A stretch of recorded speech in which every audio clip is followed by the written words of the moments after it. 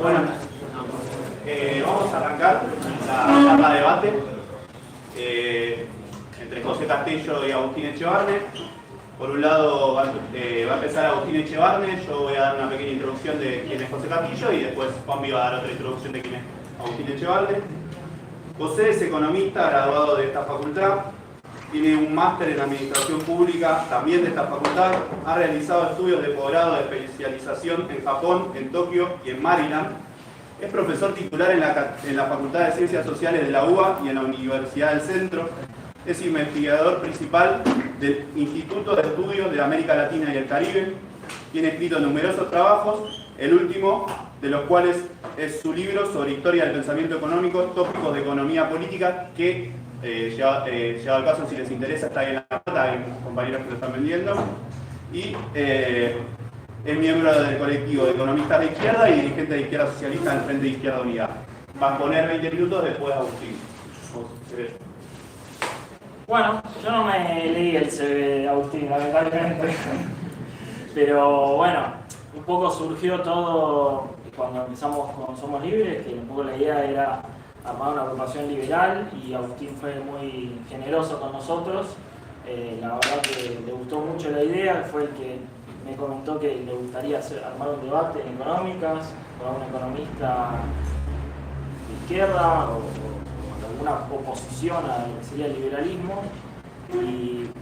Pero bueno, Agustín tiene una fundación que se llama Libertad y Progreso, en donde él hace videos de YouTube, también en Instagram, en las redes, donde él explica y defiende las ideas de la libertad, del liberalismo económico, del liberalismo político, los grandes pensadores, que de alguna manera también la Argentina ha olvidado y ahora creemos nosotros que está retomando. Así que me parece una gran iniciativa que dos economistas que piensan absolutamente distintos se puedan sentar en una mesa.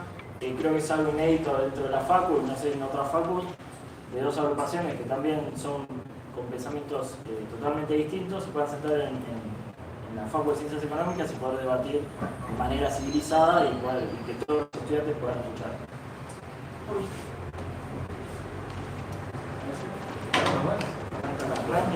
Muchas gracias. Te cuento simplemente, que yo también soy economista de acá, de esta casa, así que vuelvo a mi casa de alguna manera. Y después estuve en Italia, hice otras cosas, pero siempre tuve un sello de la UBA que yo sigo considerando que es una gran universidad. Tal vez ha decaído el rol de ustedes de levantarla un poco más también, pero creo que es una de las mejores universidades que tenemos. Y además le agradezco mucho a José por esta posibilidad de dar la charla. Yo les digo que a mí, quedamos en discusiones en distintas universidades, en la Universidad de La Matanza, con Loma de Zamora, con trotskistas y demás, suelo tener más coincidencia con los trotskistas, aunque no lo crean, que por ejemplo con kirchneristas, que ahí sí no tengo chance de ponerme de acuerdo ni siquiera en los datos. Así que yo creo que podemos tener un debate que puede ser interesante para ustedes, y yo creo que no hay palabras finales, que el rol de ustedes es procesar por su propia mente cada cosa que nosotros decimos y hoy tienen la posibilidad de este aparatito espectacular de googlear todos los datos y de chequear todo lo que dicen sus profesores. Sí, yo creo que este tipo de debates es muy bueno, así que les agradezco mucho por la invitación. Y desde ya creo que el rol difícil lo tiene mi amigo Castillo, porque defender el liberalismo es facilísimo. Defender el socialismo, que no ha funcionado en ninguna parte, es mucho más complicado. O sea, si uno mira, el primer tema que me dijeron que tenemos que tocar es el rol de la propiedad privada. No hay un solo lugar en el mundo donde se haya abolido la propiedad privada y haya tenido ni siquiera un éxito relativo. Pero hay un montón de lugares donde se intentó hacer esto y provocaron un desastre descomunal, pero no solo económico, social, moral y cantidad inmensa de muertes en todas partes donde se aplicó. Con lo cual tu rol es mucho más complicado que el mío. El mío es bastante más sencillo, es analizar qué pasó con la libertad en el mundo. Y con la libertad en el mundo se produjo una maravilla impresionante en todos los lugares donde se aplicó. Con lo cual, si uno mira la historia, los países liberales tienen algo que es fantástico. Donde uno admite la libertad, que ahora vamos a explicar un poquito de qué se trata, tenés la posibilidad de que incluso hay experimentos socialistas en ese mismo país. Por ejemplo, Estados Unidos. Entonces ustedes sabían que, por ejemplo, en Estados Unidos hubo comunidades comunistas, que por supuesto iban con el señor Owen, y empezaron a armar sociedades comunistas y por supuesto fracasaron de una manera espectacular, sobre todo cuando lo hacían intelectuales. Porque claro, se juntaban unos grupos de intelectuales y se armaban una colonia donde iban a ser todos comunistas, y resulta que todos los que producían iban para el sector común. Entonces la segunda cosecha que fueron a recoger, se encontraron que los que más laburaban ya no tenían ganas de trabajar tanto, y los que no laburaban estaban felices de no haber laburado y se empezaron a morir de hambre. Entonces las sociedades empezaron a endeudarse, y todo esto es histórico, lo pueden chequear en los datos, y fracasaron totalmente. Todas las comunidades comunistas fracasaron siempre. A menos que vos me digas otras cosas que después capaz que aprendo, ¿no? Porque yo soy siempre dispuesto a encontrar nuevas evidencias. Ahora, ¿qué es la libertad y qué es el liberalismo? Porque muchas veces se dicen cosas como, creo que José va también a explicar qué no es el socialismo. A mí me interesa aclarar qué es el liberalismo. Y si me permite, me voy a parar porque si no, no les veo las caras y no me molesta, porque así nos vemos todos mejor. ¿Quieren? El liberalismo se basa en algo muy simple. El liberalismo consiste en respetar al otro, en reconocerle al que está al lado tuyo que es dueño de sí mismo. Entonces, bueno, esperemos que ingresen todos, porque así podemos continuar. Entonces, estamos diciendo qué es el liberalismo, ¿no? El liberalismo consiste en una sola cosa que si ustedes coinciden con esto, son liberales. Después habrá matices, pero si coinciden con esto, son liberales. Y si no coinciden con esto, no son liberales. El liberalismo consiste en respetar al otro en su dignidad humana. Y por lo tanto, le reconoces que es dueño de sí mismo. Si es dueño de sí mismo, tiene libertad de hacer lo que quiera, ¿sí? Y tiene la libertad también de producir.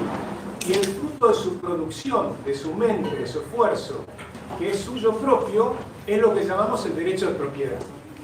Entonces, el que cree en esto es liberal. ¿Cuál es el correlato siguiente, indispensable de todo liberal? Que tiene que coincidir en un principio básico, que es el principio de no violencia. Uno no puede iniciar la violencia sobre el prójimo. Poder responder a la violencia. No tenemos que ser mojigatos, podemos responder a la violencia. Pero no podemos iniciar la violencia porque respetamos al otro. En eso consiste el liberalismo. El resto son las consecuencias de esos principios. Yo no puedo decir que una persona no sea comunista y hagan una comunidad comunista. Fenómeno, ningún problema.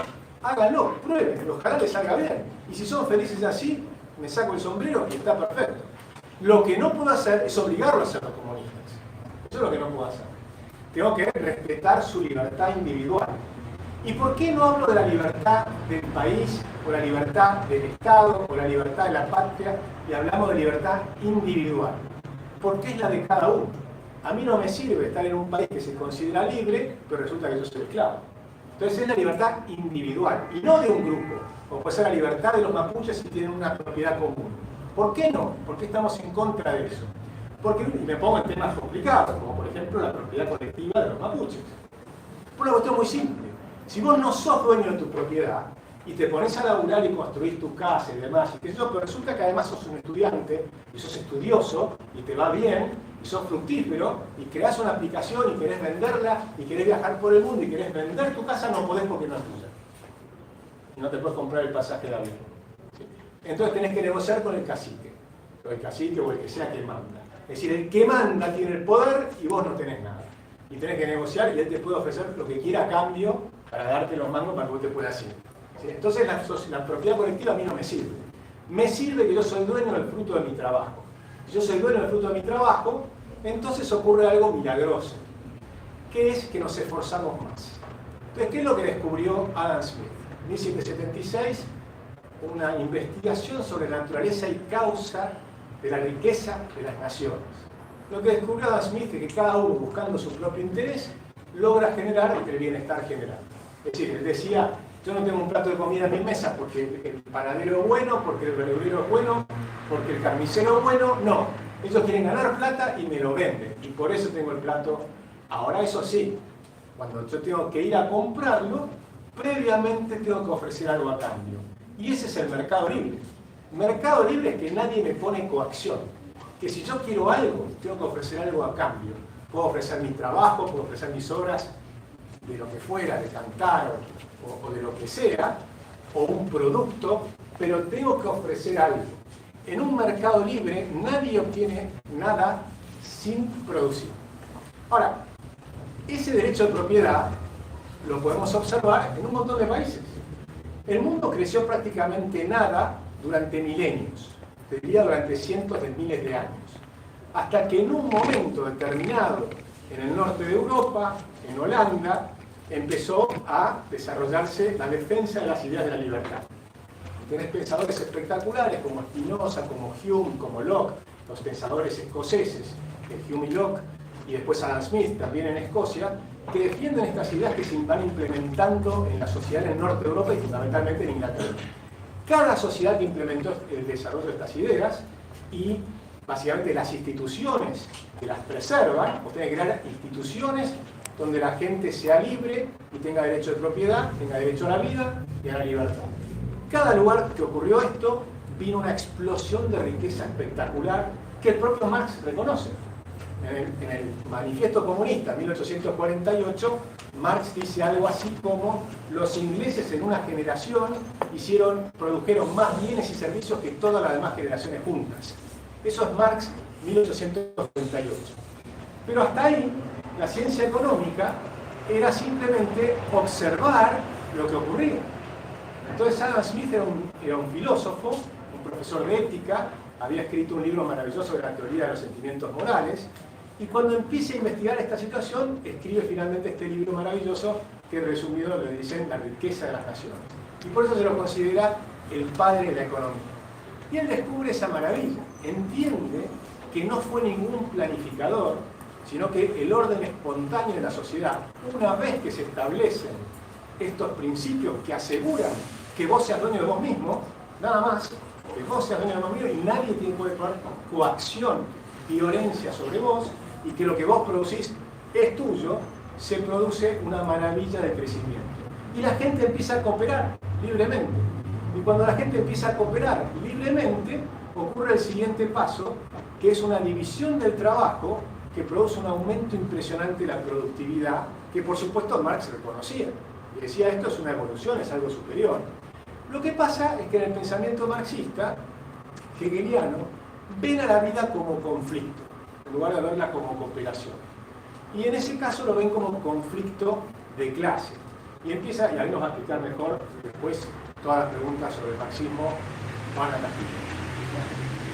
Pero básicamente, él toma una idea de Smith y Ricardo, que es la teoría del valor-trabajo, y cree ver una explotación de una clase sobre otra. Y ahí viene la lucha de clases, la idea de que solamente puedes progresar si eliminas a una clase y pasa a ser fuerte la otra clase, ¿no? O sea, proletarios unidos, vamos a la lucha de clases y se producen cientos de millones de muertos, más de 100 millones de muertos entre los lugares que tratan de imponer eso por la fuerza. Mientras que del otro lado, también, por supuesto, lograron la libertad con la fuerza, porque tenemos las independencias, las guerras de independencias, y las guerras para lograr ser libres de los reyes. Y piensen ustedes que toda la lucha contra la esclavitud la hacen los liberales. Los liberales son los que eliminaron la esclavitud en el mundo, ¿no? Y fíjense que es interesantísimo ver la historia, porque Argentina fue el cuarto país del mundo donde se dicta la abolición de la esclavitud, que en realidad empezó con la ley de libertad de vientres. Luego de Chile, de Inglaterra y de Haití, donde se habían revelado los esclavos.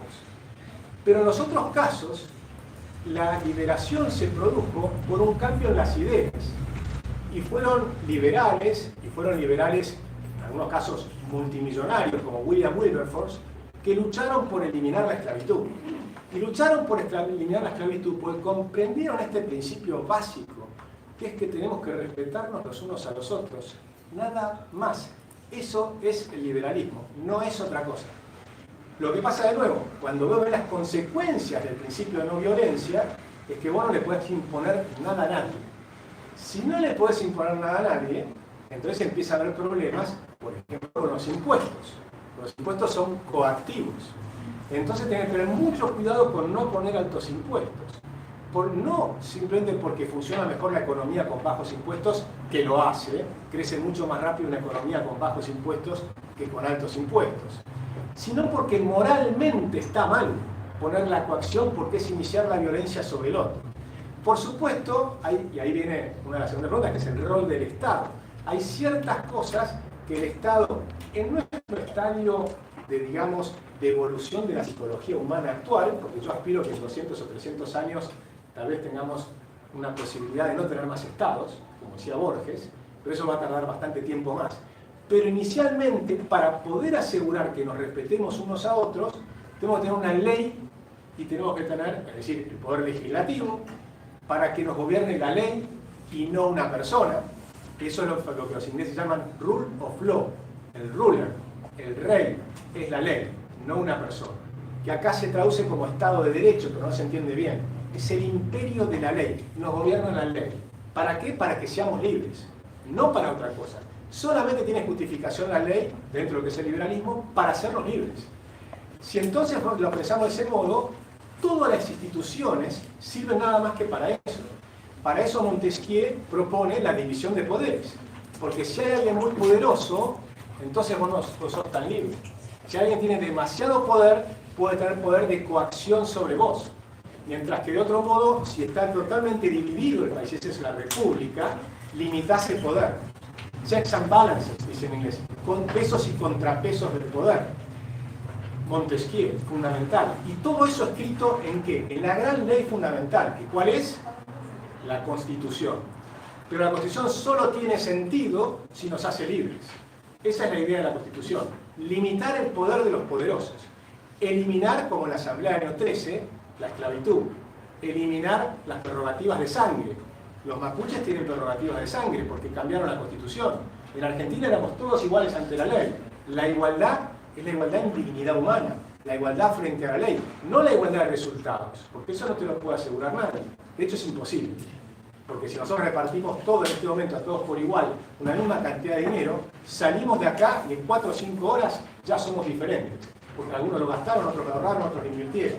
Entonces cambia totalmente, no somos así. Y otro tuvo la mala suerte que se les perdió en el bolsillo o alguien nos robó en una esquina. Somos distintos y tenemos distintas suertes y distintas habilidades y demás. Somos todos diferentes, pero iguales ante la ley. Eso es lo básico que fundamenta el liberalismo en las constituciones, la división del poder, y luego otra división del poder que es el federalismo. ¿Por qué el federalismo? Porque tienen que ser lugares pequeños para poder controlar al poderoso. Si vos tenés una persona muy lejos, no lo podés controlar. ¿Quién controla al presidente de la Argentina? Es imposible, es demasiado poderoso. Por eso tenés que dividir el poder. En cambio, en una municipalidad pequeña, vos lo conocés al intendente y eso es más fácil de controlar. Por eso los diputados tenían que ser por circunscripción pequeña, donde vos conocías a tu diputado. Los meten en una gran lista que nadie conoce, ¿quién los puede controlar? Nadie. Entonces todo el sistema estaba armado para controlar a los poderosos. Y eso es el liberalismo. Es que nosotros podemos ser libres si no hay nadie demasiado poderoso. Y por supuesto también hay que controlar a las grandes empresas. que si terminan siendo muy poderosas y avasallan un solo derecho de un solo ciudadano, tiene que haber el poder independiente de la justicia, que en Argentina no funciona, pero que es fundamental que funcione. Entonces, justicia independiente, poder legislativo independiente y el ejecutivo con un rol mucho menor. Y que a tal punto que si funciona bien el sistema, nadie sabe ni quién es el presidente de Suiza, por ejemplo, porque no tiene mucho poder, no cambia demasiado. En Dinamarca, si va cambiando algunas personas, tiene muy poco poder, no cambia demasiado. Ahora veamos los resultados. Para ver los resultados en la práctica de esto, yo sugiero ver los índices de libertades económicas. Pueden encontrar de la Heritage Foundation y pueden encontrar el indicador, el índice del Fraser Institute de Canadá, el de Canadá, que no es elaborado por Estados Unidos, y pueden mirar incluso los 47 ítems en que se compone el indicador. Y ahí van a observar que incluyen los liberales un montón de indicadores que no son solamente económicos. El primero es la justicia independiente, el rule of law, que funcione la justicia. Si no hay una justicia independiente, no hay derechos de propiedad que funcionen bien. El segundo punto son los derechos de propiedad que funcionen bien. Otro es que la economía sea abierta y libre, que puedas importar lo que quieras, donde quieras, y que no haya empresarios protegidos. Entonces van a encontrar ahí un indicador de los países más libres de la Tierra. Por supuesto, también van a tener el tema de los impuestos y el gasto público, pero puede ser un país muy libre que tiene mayores o menores impuestos, que es un tema de segundo grado, que podemos analizarlo también. Y entonces van a observar cuáles son los países que mejor les ha ido y miren la historia de esos países, porque la clave no está en mirar la foto, sino la película de cada uno de esos países. Entonces van a observar que cuando la libertad se instaló en Holanda, que era un país chiquitito así, produjo un emporio impresionante, unas colonias y muchísimos errores y avasalló un montón de cosas. ¿Sí? Lo mismo van a encontrar en Inglaterra, un éxito descomunal, pero también tuvo un poder enorme y también en la época colonial y también hizo un montón de destrozos espectaculares. Van a encontrar que Estados Unidos se desarrolla como una potencia impresionante, pero también van a encontrar que esa potencia impresionante avasalló, por ejemplo, los derechos de los mexicanos y conquistó Texas. Es decir, no hay cosas puras, pero sí van a ir encontrando cosas que si se estudian mucho, les van a resultar evidentes a la vista, un minuto más, evidentes a la vista, que es lo siguiente: todos los países más libres son los más ricos. El más libre del mundo hoy es Irlanda. Irlanda, analícenlo en particular, porque era un país mucho más pobre que Argentina, católico, siempre fue el más pobre de Europa, de los más pobres de Europa, y hace apenas 40 años decidió hacerse libre, con muy bajos impuestos y un esquema de libertad, y además adoptó la moneda del euro, para una moneda sana, y tuvo un éxito notable y hoy tiene $90.000 per cápita. Comparen esta situación, comparen Suiza, Nueva Zelanda, Australia, Canadá, Estados Unidos, todos los países anglosajones, pero comparen también cuando se cae el muro de Berlín, los países que adoptaron la libertad: Lituania, Letonia, Estonia, Polonia, la República Checa. Todos esos países van a ver un éxito impresionante. Pueden ir a África y van a encontrar a Seretse Khama, que cambió Botsuana, instaló los derechos de propiedad en Botsuana, y Botsuana empezó a crecer de una manera espectacular y ya alcanzó a Argentina, que es un país africano que nos ha superado. Es decir, las evidencias son abrumadoras, pero le dejo ahora la palabra a mi colega aquí para que demuestre lo contrario. Bueno, porque así más o menos parejos se espera la gente. Bueno, primero, muchas gracias a los organizadores por la invitación, y la verdad que sorprendió por la cantidad de gente. Interesante que... Tendría que haber dado una página. Bueno, esas son las cosas.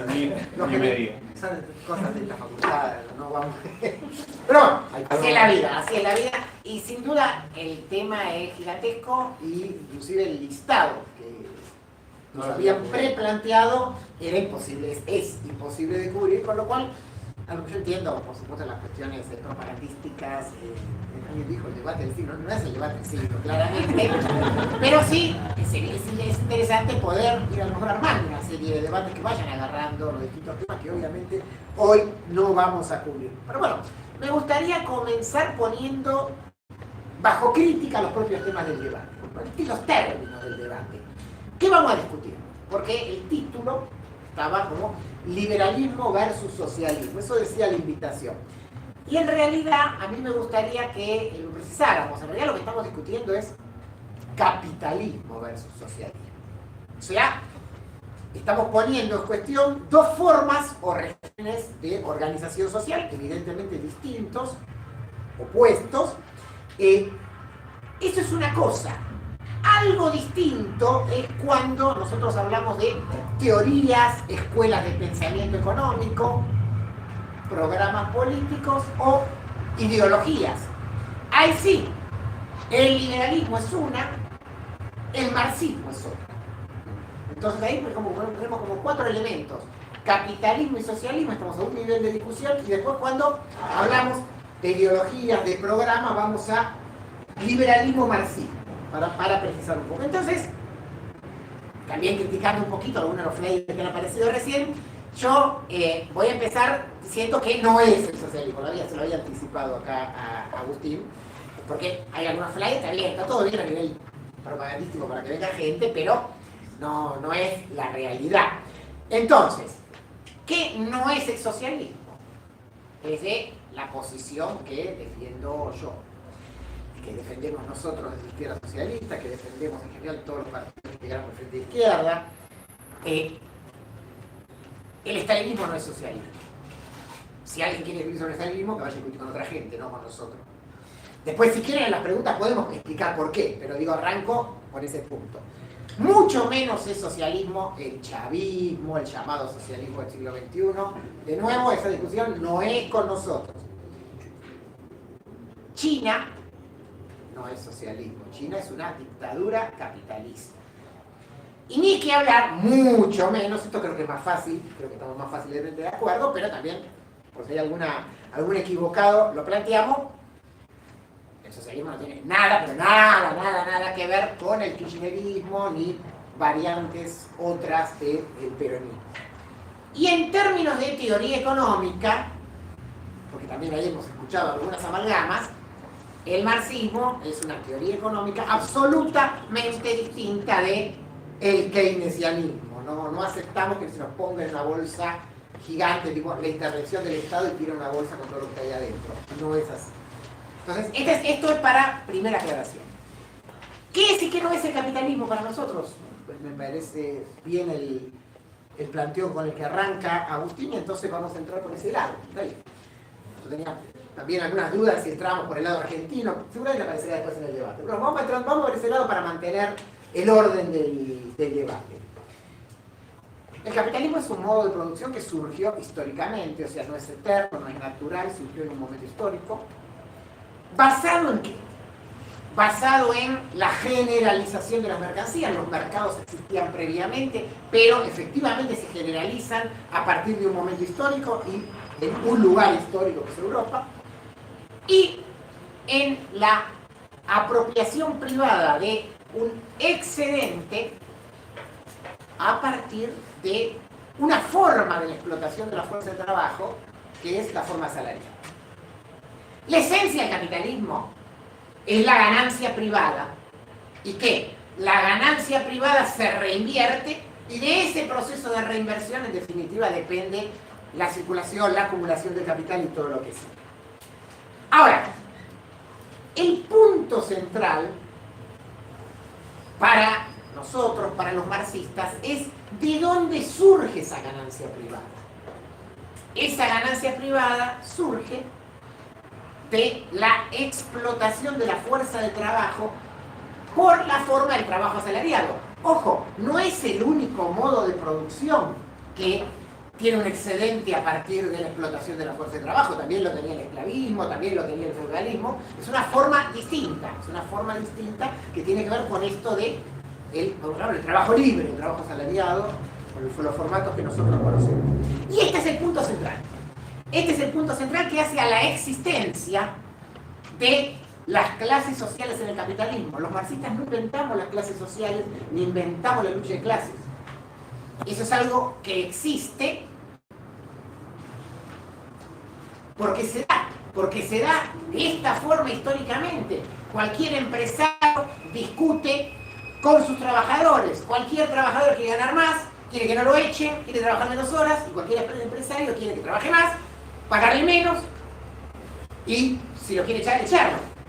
Y hay un conflicto, y es un conflicto objetivo, y se expresa en instituciones, se expresa en que los trabajadores forman sindicatos, que los empresarios forman cámaras empresarias.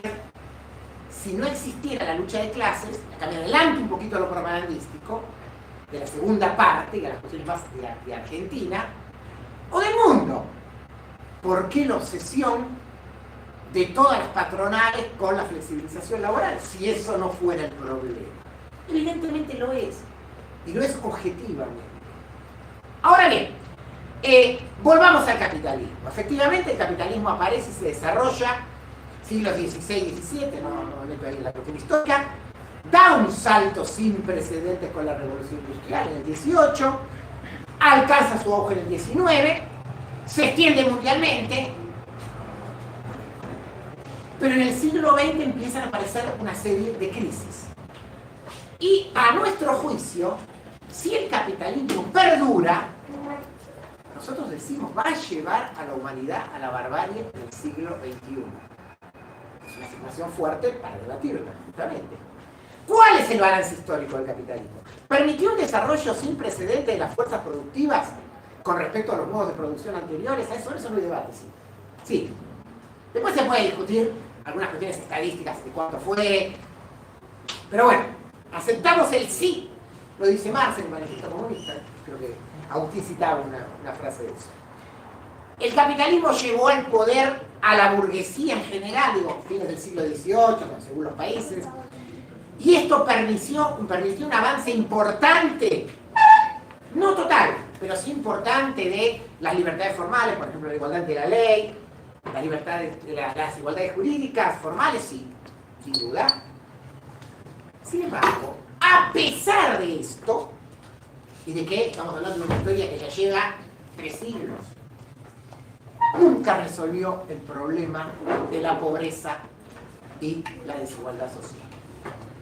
Y a lo largo de estos 3 siglos se ha aprovechado de opresiones preexistentes, algunas no las creó el capitalismo, preexistían, el patriarcado preexistía, el racismo preexistía, la esclavitud preexistía, pero el capitalismo durante fases importantes de su historia las aprovechó para generar mayor explotación de esas colectividades.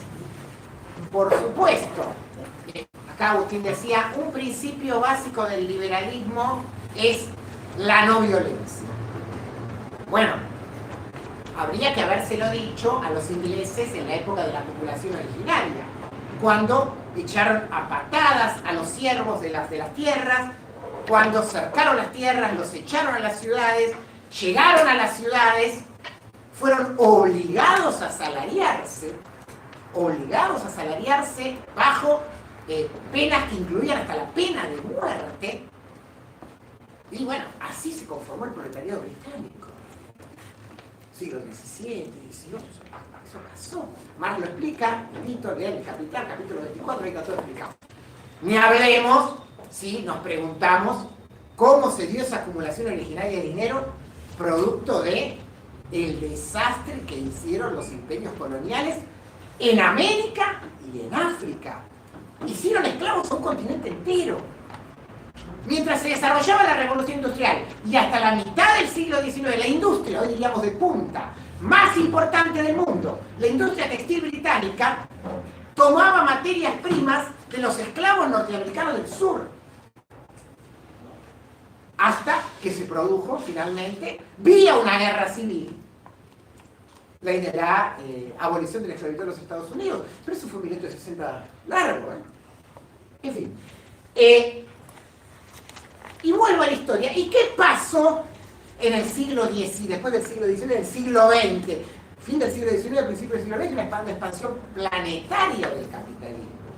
Una expansión planetaria que, usted lo reconocía ahí, tuvo barbaridades coloniales y semicoloniales, saqueos de todo tipo y color, de las grandes potencias capitalistas. el capitalismo en el siglo XX, el siglo XX es un siglo terrorífico, es el siglo de las dos guerras mundiales, de las bombas atómicas, el siglo donde aparecieron regímenes terroríficos como el fascismo, como el nazismo. Salvo que alguien me diga que el nazismo era socialista. Pero lo he escuchado por ahí. Lo he escuchado. Bueno, habría que explicarle a Volkswagen, a Mercedes-Benz, a Bayer, a Hugo Boss. Hugo Boss, alta costura masculina, nació inventando el uniforme de las SS de los nazis. Ese es Hugo Boss. Lo primero que hizo. Hacia ahí nació Hugo Boss. ¿No? Entonces, y en el siglo XXI, digo dos palabras, seguramente después tendremos ocasión de desarrollarlo un poquito más, la apropiación privada del excedente y el formato de reproducción del capital nos está llevando a un fenomenal colapso ambiental. Lo dejo como título porque me interesa después que lo trabajemos y lo desarrollemos un poquito más. No sé por cuánto tiempo voy, no sé qué me tomó el tiempo, pero debo ir pasando. ¿Cuánto tiempo? ¿5? ¿Más o menos? Sí, está en bárbaro, chicos. Bien.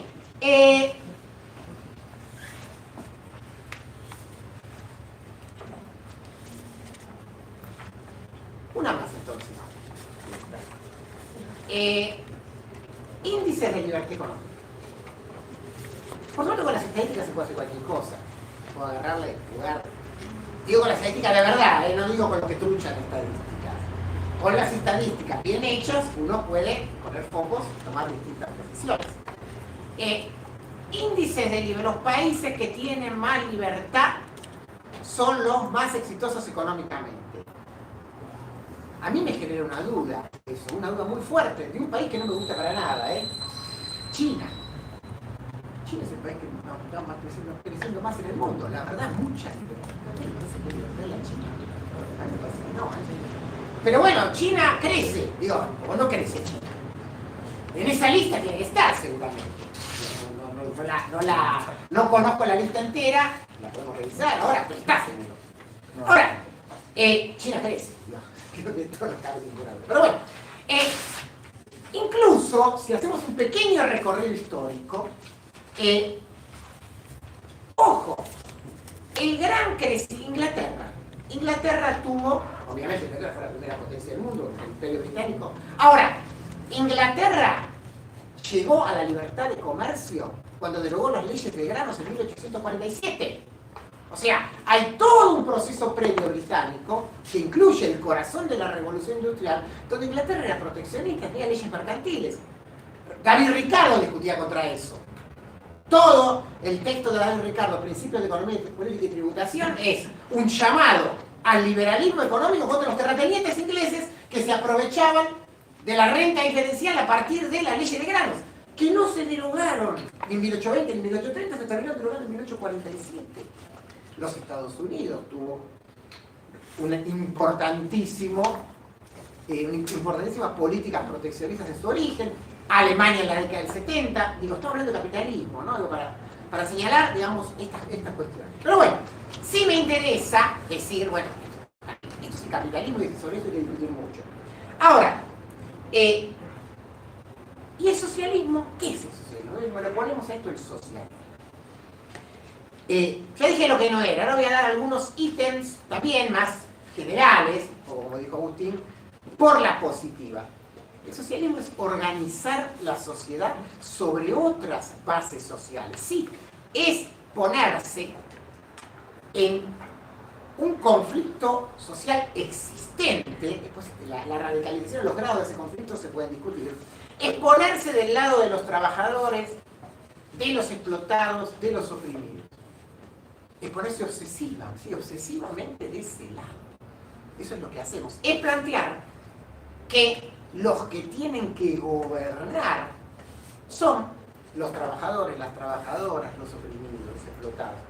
Es pasar de esa igualdad y libertad formal a igualdad y libertad reales.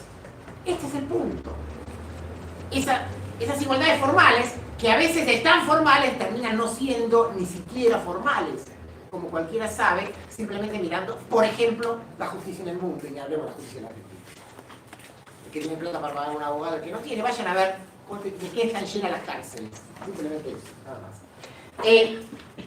es garantizar efectivamente, acá me meto en un punto importante, es garantizar el derecho de propiedad para el 90% de la población del mundo que no lo tiene garantizado. Es garantizar el acceso efectivo a la propiedad. Primero y principal de los bienes esenciales para la vida, la alimentación, la salud, la vivienda. Es que cada uno reciba, sí, que cada uno reciba según su trabajo y no sobre privilegios o posiciones de clase. Es terminar con todas las opresiones, las que creó el capitalismo y las preexistentes, raciales, de género, de orientación religiosa, de orientación sexual, la que quieran. Es construir una sociedad profundamente respetuosa con el ambiente y la naturaleza. Es destruir el estado actual. Es destruir el estado actual porque el estado actual no sirve para hacer esto, porque el estado actual es un estado burgués, es un estado burgués, sí, es un estado de los capitalistas, creado por el capitalismo y que garantiza la reproducción del capital.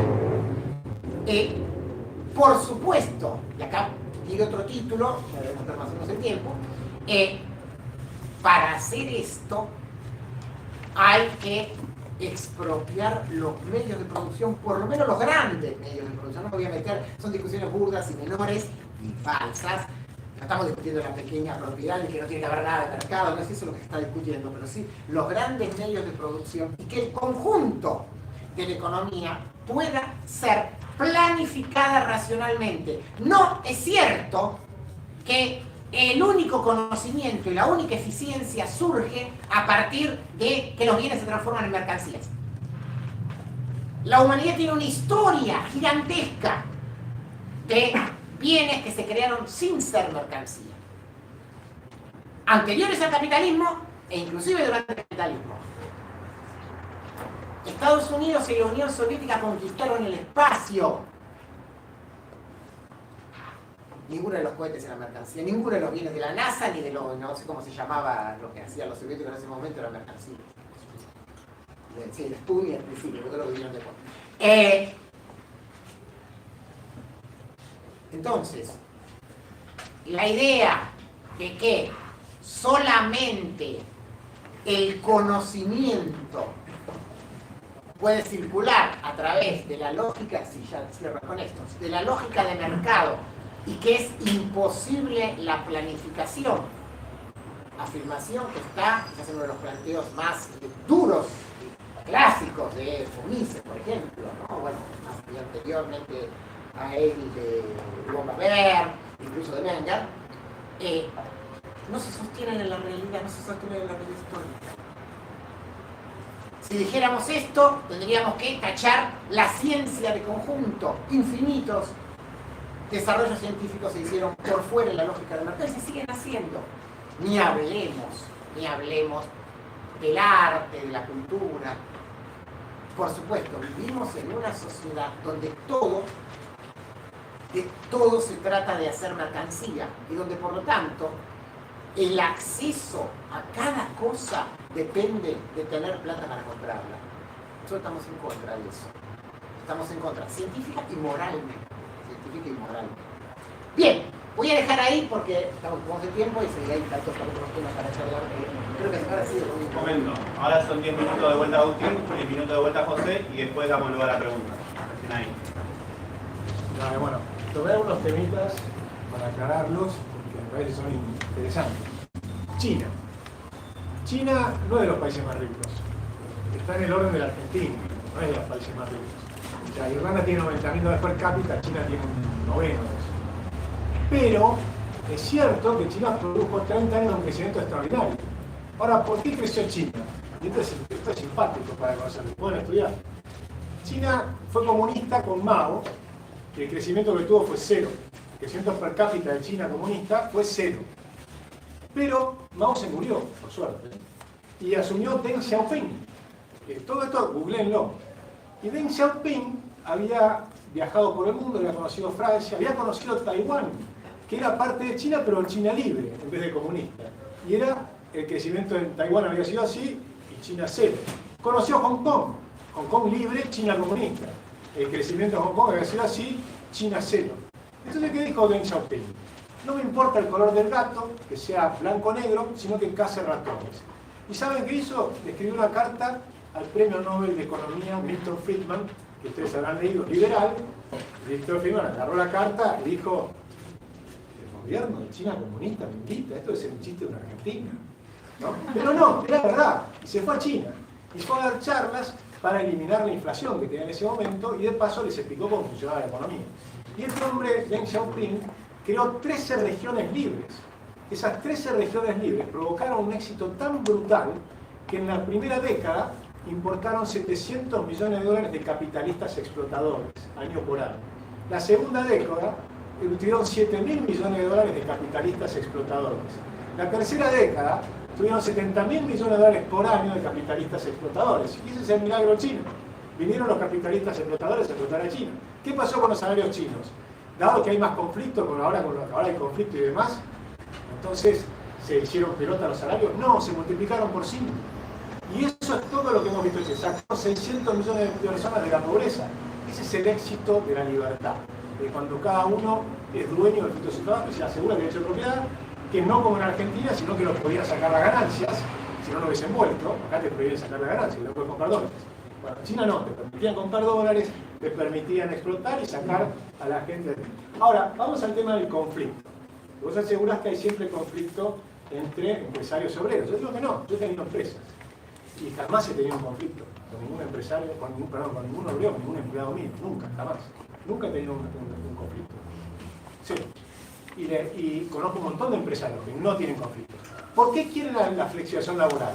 Precisamente para poder negociar libremente y que no venga alguien a imponerte con los sindicalistas que vienen, te cierran la empresa, te bloquean, usan la violencia, te extorsionan, y entonces la flexibilidad laboral es para que eso no sirva, no tengas una negociación colectiva, sino que en cada pequeña empresa puedas negociar empleados con los dueños. Porque además cuando estás negociando empleado y dueño, saben lo que está pasando en la empresa, saben si te va bien, si te va mal. Si te va mal, le explicás, si te estaba mal, no te puedo pagar, ¿para qué no lo sueldo? Me va bien, te puedo pagar más. Pero además, lo importante de la flexibilidad es que puedes salir y entrar a otro laburo. Ahora vamos a ver en qué países funciona y cuáles no. Otra cosa que dijiste es que no baja la pobreza. Eso, pero es falso. La pobreza se eliminó de una manera espectacular en todos los países libres. Y yo hablo del liberalismo, no del capitalismo. El capitalismo es una palabra que usan los marxistas para denigrar un sistema de la libertad. Por eso yo hablo del liberalismo. El capitalismo, la acumulación del capital, que es una partecita del esquema. El esquema importante es la libertad. Y muchas de las cosas que dijiste, capaz que en algún día vas a ser liberal. Porque muchas de las cosas que digo, no, que hay que tener el respeto, qué sé yo. Cuando empezás a hablar en un momento, dice que cortado ese pedacito, ahí tenemos acuerdos. Por ejemplo, aceptaste que es importante la propiedad para los pequeños. Bueno, ya es fantástico, porque no es lo que decía Marx, ¿no? Y que quería abolir la propiedad privada como institución, pues si no se genera automáticamente esa idea de la acumulación y se va concentrando. Marx decía que iba a haber cada vez más pobres y menos ricos. Pasó lo contrario. La pobreza en el mundo, hace 200 años atrás, 150 años atrás, cuando estaba escribiendo Marx, era inmensa. Todo el mundo era pobre. 90 y pico % de pobreza en cualquier país. Y además los ricos eran pobres también. Los ricos de aquella época no tenían salud. Rothschild se cortó el pie y se murió porque le agarró una gangrena. No existían un montón de cosas. La creatividad es la que genera la expansión de la riqueza. La creatividad, el pensamiento libre, creativo, la cooperación mutua, multiplica los bienes de una manera espectacular. Si ahora hay una caravana en este instante de 10 países socialistas, o que bueno, lo reconocemos como socialistas, pero que quieren eliminar todo lo posible la propiedad privada, e intervienen sobre la economía, y planifican la economía y demás, de esos países sale una caravana para ir ¿a dónde? A Estados Unidos. ¿Qué no van a buscar? Esos tipos van caminando, van a cruzar el Río Bravo, van a entrar de manera ilegal a los Estados Unidos. Buscan todos los latinoamericanos que se van a Estados Unidos. Nadie agarra una balsa para irse de Miami a Cuba. Salen de Cuba para irse a Miami y arriesgan sus vidas para irse a Miami. ¿Qué es lo que buscan? Buscan la libertad. Y con la libertad empiezan a tener buenos salarios. Y con los buenos salarios ahorran y salen de la pobreza. Porque no es cierto que hay clases sociales, hay movilidad social. En Estados Unidos no importa dónde naces, importa dónde terminás. Y llegan los latinoamericanos pobres, re pobres, a los Estados Unidos y en 15 años el 93% sale de la pobreza. Llegan pobres, en 15 años salieron de la pobreza. ¿Por qué se están yendo los argentinos de la Argentina? Porque acá los sueldos son una porquería. Esa es la realidad. ¿Y a dónde se van? ¿Se van a países socialistas? Ninguno. Se van todos a países capitalistas, como dije hoy. Se van todos a buscar buenos salarios. Y los buenos salarios están en Irlanda, están en Holanda, están en Suiza, están en Dinamarca, están en un montón de países que aseguran la libertad privada de los grandes y de los chicos. En Suecia tenés IKEA, tenés empresas grandes, son absolutamente libres. El comercio es totalmente libre en todos esos países. Vamos a un tema clave, los países nórdicos, que algunos creen que son socialistas. Los países nórdicos estudian sus historias. Eran países totalmente libres y con impuestos bajos hasta la década del 60 y crecían de una manera espectacular. De la década del 60 al 90, Suecia, por ejemplo, creció enormemente el gasto público. Y vamos a ver si funciona o no funciona el Estado. Quebró. Con pasar del 20 y pico por ciento de gasto público al 60 y pico por ciento de gasto público, quebró Suecia. Y ganó un partido liberal en el año 1992. Lean la historia de Suecia y van a encontrar que ese partido liberal ganó, hizo su campaña electoral con un lema de Milton Friedman, Free to Choose, la libertad de elegir, que es el título de uno de los libros de Milton Friedman, donde propuso la libertad no solo para los bienes de comerciantes con mercancías, no, para la educación. En Argentina no tenemos libertad de educación. Milton Friedman propone la libertad de educación, que no haya ningún ministro que decida qué o cómo te tenés que educar, ni en la academia de infantes, ni en la primaria, ni en la secundaria, y mucho menos en la universidad. Debería ser totalmente libre, como marca nuestra Constitución, que habla de la libertad de enseñar y aprender, sin currículas oficiales y sin coneado. Cada uno enseña lo que quiere, y cada uno aprende lo que quiere. La libertad es íntegra, no es solo económica, es total, completo. Es reconocer que nadie puede violentamente hacer... Bueno, ganó el Partido Liberal y pusieron los vouchers en el sistema de Suecia, que tienen hasta el día de hoy. Están introduciendo los vouchers en muchos estados de los Estados Unidos y funciona espectacularmente bien. Los estados de Estados Unidos que utilizan los vouchers, que significan que el Estado sigue financiando, pero los padres deciden a dónde mandar a sus hijos, y tener libertad de educación, y tener libertad de cátedra, y tener libertad de currícula, y no hay ningún burócrata que te dice cómo tenés que estudiar, ni de qué manera, ni qué tenés que estudiar, sino que lo hace cada uno. Y entre paréntesis, en esto estaba de acuerdo Marx, ¿no? Que Marx decía que no hay que tener el Estado, que el Estado no tiene que educar. Porque Marx era un tipo muy inteligente, bueno, tenía varios temas anotados más. China, la pobreza, tremendo. De ese 90% de pobreza cayó al 10% de la humanidad. Pero en los países que sigue habiendo pobreza son los que son libres. Los países libres eliminaron la pobreza, por supuesto en todo país. Que queda el 1% de la gente que tiene problemas mentales serios y demás, o físicos, no físicos, porque eso se soluciona porque hay mucha ayuda privada y demás. Pero ese 1% en un país de 350 millones de habitantes como Estados Unidos es enorme, son 3,5 millones de personas que pueden estar viendo en la calle y que tienen problemas mentales. Pero aún así, si sacás la fotografía de esas personas, ves la evolución, muy pocos permanecen en la calle más de 6 meses. Y eso también es interesante de comprender. Hay un sistema que va reciclando y va ayudando a las personas que caen en estado de situación de calle. En nuestros países, la pobreza permanece siempre. Con los planes sociales, olvídate, nunca más salen de la pobreza. Los aseguran que van a seguir siendo pobres para siempre. El sistema de planes sociales es una aberración de la naturaleza. Porque vivir sin trabajar, yo creo que tampoco estaría de acuerdo, me parece. O sea, los planes sociales han destruido familias enteras, han destruido la dignidad humana. Hay un libro fascinante que les recomiendo que lean, de Calvin Helm. Es un abogado canadiense aborigen, ¿sí? Y él estudió cómo viven los aborígenes que viven de planes sociales, o el equivalente, que es las reservas que les dan casa gratis, educación, alimentación, todo gratis. ¿Y qué le sacan? La dignidad del trabajo, la dignidad de ser autosuficientes. Y escribió un libro para que la gente sea autosuficiente, que en lugar de echar las culpas afuera, que es lo que enseña la educación argentina, en la escuela y demás, despliegues, ahí sí camino, despliegues tus habilidades y logres ser autosuficiente, creativo, hay un mundo ahí afuera, 8.000 millones de habitantes, que tiene una enorme demanda por cosas inteligentes nuevas. Y ustedes tienen ese potencial de crear y vender esas ideas al exterior. Y al interior también. Y me quedaron varias más. Me quedó el límite al conocimiento, que son los conceptos distintos. Bueno, a ver, también voy a agarrar 3 o 4 cosas nodales. Voy a agarrar también el tema de la educación, pero uno de los temas que está bloqueado y que no lo habíamos tocado y que ahora lo tocar. Pero antes, primero para precisar el tema de la pobreza. Primero para precisar el tema de la pobreza. Primero, digo, estadísticas. En Estados Unidos no hay un 1% de pobres y 17% de pobres. Pero bueno, ese es un dato casi no.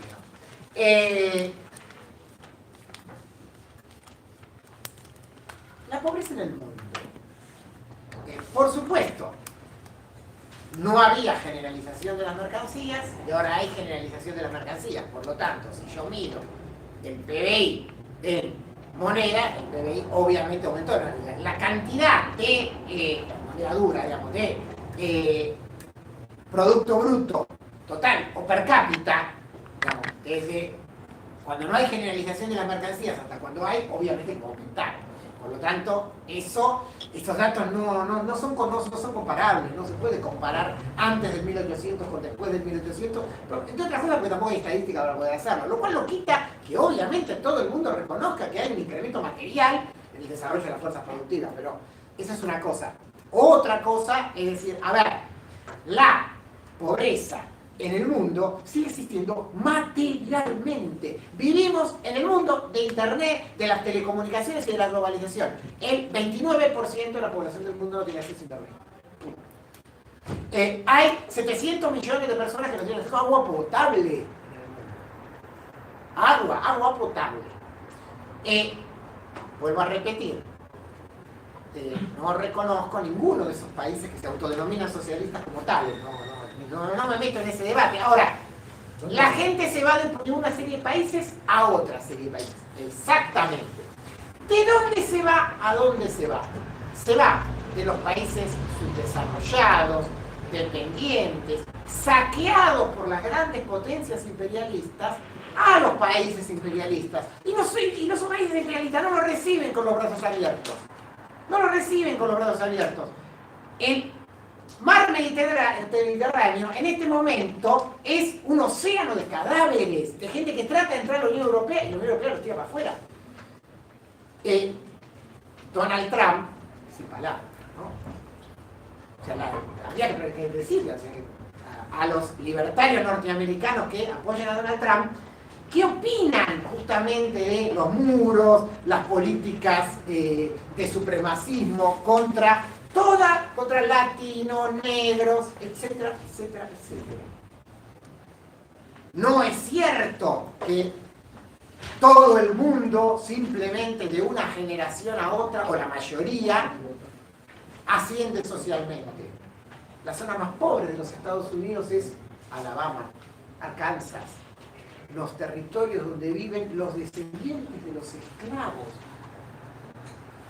del siglo XIX y del supremacismo blanco del siglo XX, que hasta la década del 60 no lo dejaba sentarse en los colectivos, no lo dejaba votar. Eso era el Estados Unidos capitalista hasta 1965. Y después no lo cedieron alegremente. Fue la lucha de los derechos civiles. Eso fue lo que pasó. Educación. A ver, acá sí, lo demás, déjame decirlo, la mía mamá no decía eso, no importa. Me voy de Marx, ¿no? Ahora voy a hacer un rato sarmientino, paso a Sarmiento. Que por algo Sarmiento terminó en Paraguay insultando a todos los liberales efectivos y concretos que estaban gobernando la Argentina en la época del siglo. Pero bueno, nosotros, los socialistas, somos los defensores de la educación pública que puso Sarmiento. Sí. Una escuela hasta en el último lugar de la Argentina. Hasta en el último lugar. Y ahora resulta que los liberales o libertarios, por lo que queramos llamar, plantean que en vez de eso hay que pasar a otro sistema, este sistema de los vouchers. Primero, digamos, países como los nuestros, con la pobreza que hay, con la marginación social, inclusive con el deterioro de los propios sistemas educativos, eso es un pasaporte al analfabetismo. No hay más que ir y ver en concreto lo que pasa hoy en los sistemas educativos y hoy en los sectores sociales más empobrecidos, marginados de la sociedad. Y alguien puede pensar que con ese sistema esos sectores van a... no, eso es de loco. Pero me voy de eso y vamos al lugar donde efectivamente se implementó. Y acá me gustó, yo no conozco el caso de Suecia y sus características, hasta puedo aceptarme fácil, no sé. Pero te doy el libro, te doy la de ella, no lo conozco. Pero sí Estados Unidos, porque efectivamente en Estados Unidos, en algunos estados, se aplicó el sistema este. ¿Qué pasó? ¿Qué pasó? ¿Qué pasa? Esos padres, en base a su libertad, muchos de ellos, ¿saben qué decidieron? Que sus hijos no tienen que estudiar la teoría de la evolución de Darwin porque el mundo lo creó Dios en 6 días. Y hay que estudiar creacionismo. Yo no estoy de acuerdo con que en nombre de la libertad se retroceda a la Edad Media, no estoy de acuerdo. Y sí, ahí defiendo, como Sarmiento, el rol del Estado en la educación. El rol del Estado en la educación con contenidos críticos, que no es lo mismo que adoctrinamiento, con contenidos críticos. O sea, con libre discusión, con todas las que fluyen, todas las corrientes, debatamos todas las corrientes que estamos discutiendo acá. Porque yo también me acuerdo que yo empecé esta facultad en el año 1980. Hice una materia que se llama Principio de Economía, la primera de todas, una. Y el profesor que tuve, época de los militares, donde obviamente no se estudiaba Marx, ni muchas otras cosas, y el que entraba con un libro de Marx tenía serios problemas en lo que le iba a pasar después. Bueno, y el primer libro que me dieron, me dijeron, esto es la economía, fue el libro de Hazlitt, La economía en una lección. La economía en una lección, Henry Hazlitt, uno de los autores austríacos, creo que lo conocen. Es un periodista muy bueno. Sí. Bueno, No es economista. bueno, pero fue un libro, digamos, después de popularización, digamos, inicial, digamos. Ahora, no era que me dieron Hazlitt y Marx, me dieron Hazlitt. Y eso es lo que había que estudiar. Y eso era la economía. Eso era adoctrinamiento. Todo está mal. Y así, ojo, yo cursé la mitad de la carrera de esta facultad así, en la época de la dictadura se enseñaba así. Después otro día charlamos todo lo que pasó después, ¿no? Con sus pros y sus contras. Pero bueno, insisto en el tema de la educación. La educación libre, la educación crítica, el pensamiento crítico, tiene que estar, sí, sin lugar a duda, educación científica. Educación científica. En nuestro país tenemos acá, en la ciudad de Buenos Aires, en nombre de la libertad de educación, escuelas católicas en la ciudad de Buenos Aires que se niegan a dar educación sexual integral directamente, no la dan. Así, porque sí, porque es así, porque es el derecho de ellos hacerlo. Nosotros no estamos de acuerdo con eso.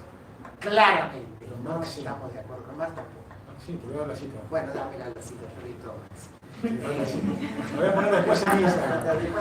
Después la pongo en Instagram. Igual yo no soy religioso, ojo, no soy religioso de Mar tampoco, la mitad no es una Biblia. Mar dijo cosas con las cuales podemos discutir, podemos debatir y está todo bien, así como yo encuentro que hay cosas muy interesantes en Adam Smith, en David Ricardo, en los liberales que luchaban contra el antiguo régimen, no tenían problema también ellos en marcar las contradicciones que había en ese momento.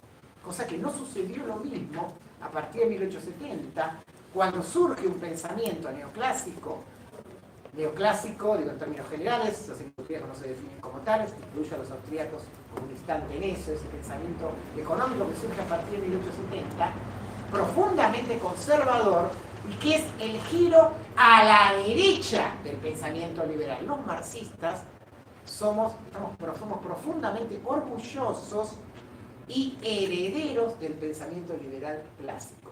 El de la Revolución Francesa, el de la Revolución Norteamericana, el de Montesquieu, el de Rousseau, y podemos seguir la ley de Espinosa, ni hablé. Otro día nos podemos volver a hablar. Eso es lo que decía.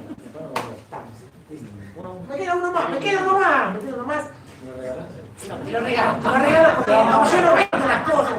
Justamente, ¿no?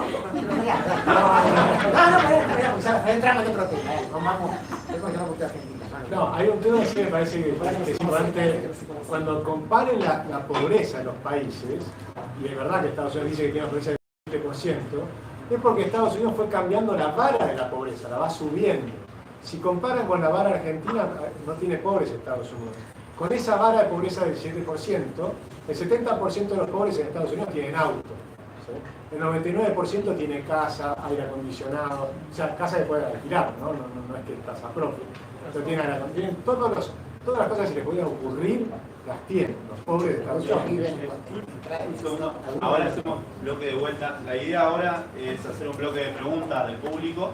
También comentarles, nosotros estamos pasando una planilla de izquierda socialista que les parece más interesante la silla socialista, si quieren, no sé, sumarse al grupo de estudio, con José, lo que se les ocurra, siempre estamos dispuestos y seguramente si les interesan más las sillas liberales, está Juan Pi, se pueden acercar a ellos o si están circulando en la planilla. Nada, ahora abrimos lugar a preguntas si les interesa. Vos, dale. Bueno, quiero hacer una pregunta que no me deja sumarse con la izquierda, ni con el socialismo, ni con nada. Un punto que me hace pertenecer al campo más capitalista. Y bueno, dejamos aparte toda la moral y todo eso. Las discusiones que es bueno, que es malo, que es rico, que es pobre. La pregunta es, ¿cómo debería funcionar macroeconomía en su modelo económico que usted propone? O sea, redistribuir, sacar todos los ricos, darlo a los pobres. ¿Cómo funcionar? ¿Cómo va a fluir la plata? ¿Cómo va a ser regulada la base monetaria, M0, M1, M2, etc.? Hacemos la serie de preguntas, ¿no? Sí, seguimos con las preguntas. Sí, a ver. Sí. Le pregunto, ¿no le parece un poco obsoleto Marx a esta altura cuando estamos en la tercera revolución tecnológica?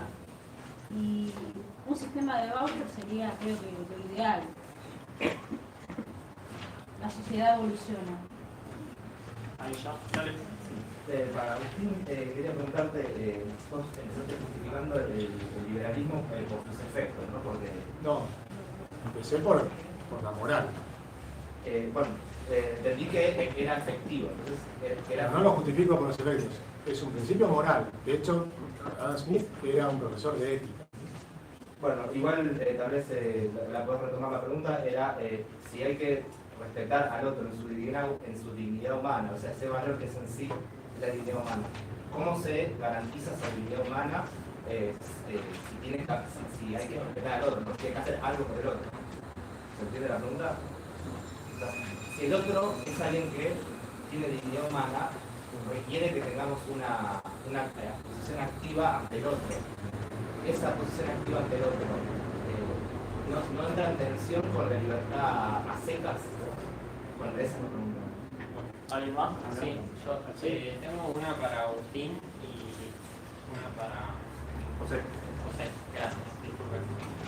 En primer lugar, para Agustín, si cree que la división del trabajo planteada en los términos de Adam Smith por la propensión a intercambiar y demás, que pareciera que va más allá de las decisiones individuales, sino que es más como algo innato, los términos que entiendo de lo plantea, puede tener cierta coincidencia con la alienación como la plantean los marxistas. Y después, para José, el tema de la educación como usted la planteó me surgió la duda, ¿hasta qué punto eso no sería como la dictadura de la razón, como lo plantearían por ahí los de la escuela de Frankfurt, con quienes me imagino usted debe tener, aunque sea algún parentesco? Por ahí. Acá. Sí, escuchamos ya acerca de este principio moral de no agresión y de no imponerle nada a nadie. Yo pregunto, ¿cómo podemos confiar en el orden espontáneo bajo este sistema de relaciones sociales de producción que pone en condiciones estructurales de poder a cada individuo de forma diferente? ¿Cómo podemos confiar en la libre competencia y relaciones de intercambio recíproca bajo este sistema? Y otra pregunta más. Cuando hablan de imposición, yo pregunto, ¿solamente confían en la imposición directa? ¿No creen que también existen condiciones estructurales de violencia que no sean directamente por la fuerza? Y una más, perdón, acerca de la descentralización del poder del Estado. ¿Por qué también estaría bueno también complementarlo? ¿Por qué no hablar también de la descentralización del poder económico, del poder financiero? O directamente, ¿por qué no debatimos mejor acerca del poder? Estaría bueno un día en alguna facultad de ciencias sociales, digamos, llevarlo adelante. Sería muy interesante. Allá al fondo, hago una pregunta yo. Sí. Es para los dos y es con respecto a la marginalidad. Todo fuerte, por favor. Más fuerte. ¿No me escucha? No. Con respecto a la marginalidad, la pregunta es para los dos. Entendiendo que este es un debate de capitalismo, socialismo, ¿cómo tratarían sus sistemas la marginalidad? Que entiendo que es algo diferente a todos los sistemas sociales. Bueno, me darán ustedes su opinión. Yo entiendo, Agustín, por lo que ha dicho. En el capitalismo, una sociedad libre, para vos no hay marginalidad o tiende a no haber. Y la misma pregunta para la izquierda socialista. ¿Cómo tratarían la marginalidad? Estamos igual. ¿Cuántas preguntas más vamos? Hacemos 2, 3 más, pero hay un límite. ¿Querés saber? Yo quería saber qué opinabas sobre lo que llamó José al colapso ambiental que llevaría al liberalismo, que no sé cuántos años había dicho José, no me acuerdo, que en un futuro puede llegar este sistema a colapsar el medio ambiente. Ahí, ¿verdad? ¿Sí? Sí, es para los dos. Para las discusiones sobre el socialismo y el liberalismo, claramente la problemática ambiental es algo real y hay estudios que dicen que quizás cada 30 años se termina el planeta, venimos de grandes sequías, quemas. Bueno, ¿qué piensan? Vemos que el saldo me parece que viene del lado del capitalismo, entonces como el debate sería socialismo y capitalismo, se puede poner un poco sobre la crisis climática y cómo compartir. Una más. Bueno. Las 3 de la mañana.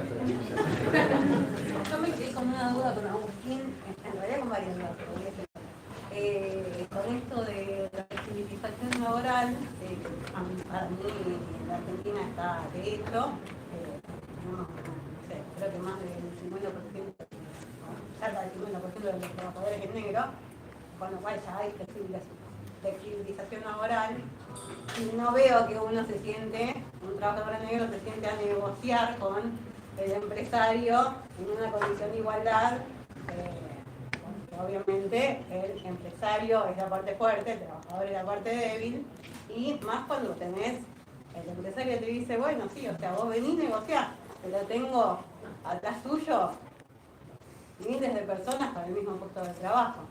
Entonces, ¿de qué libertad se estaría hablando? O sea, el tema de la flexibilización en este contexto donde uno se siente empleado y patrón a negociar libremente. Vamos, sí, 10 minutos de bloque cada uno y nos alcanza el tiempo. Yo por mí nos quedamos hasta las 10 de la noche, pero ni idea. Nos alcanza el tiempo. Después, 10 minutos, no sé quién quiere arrancar de eso.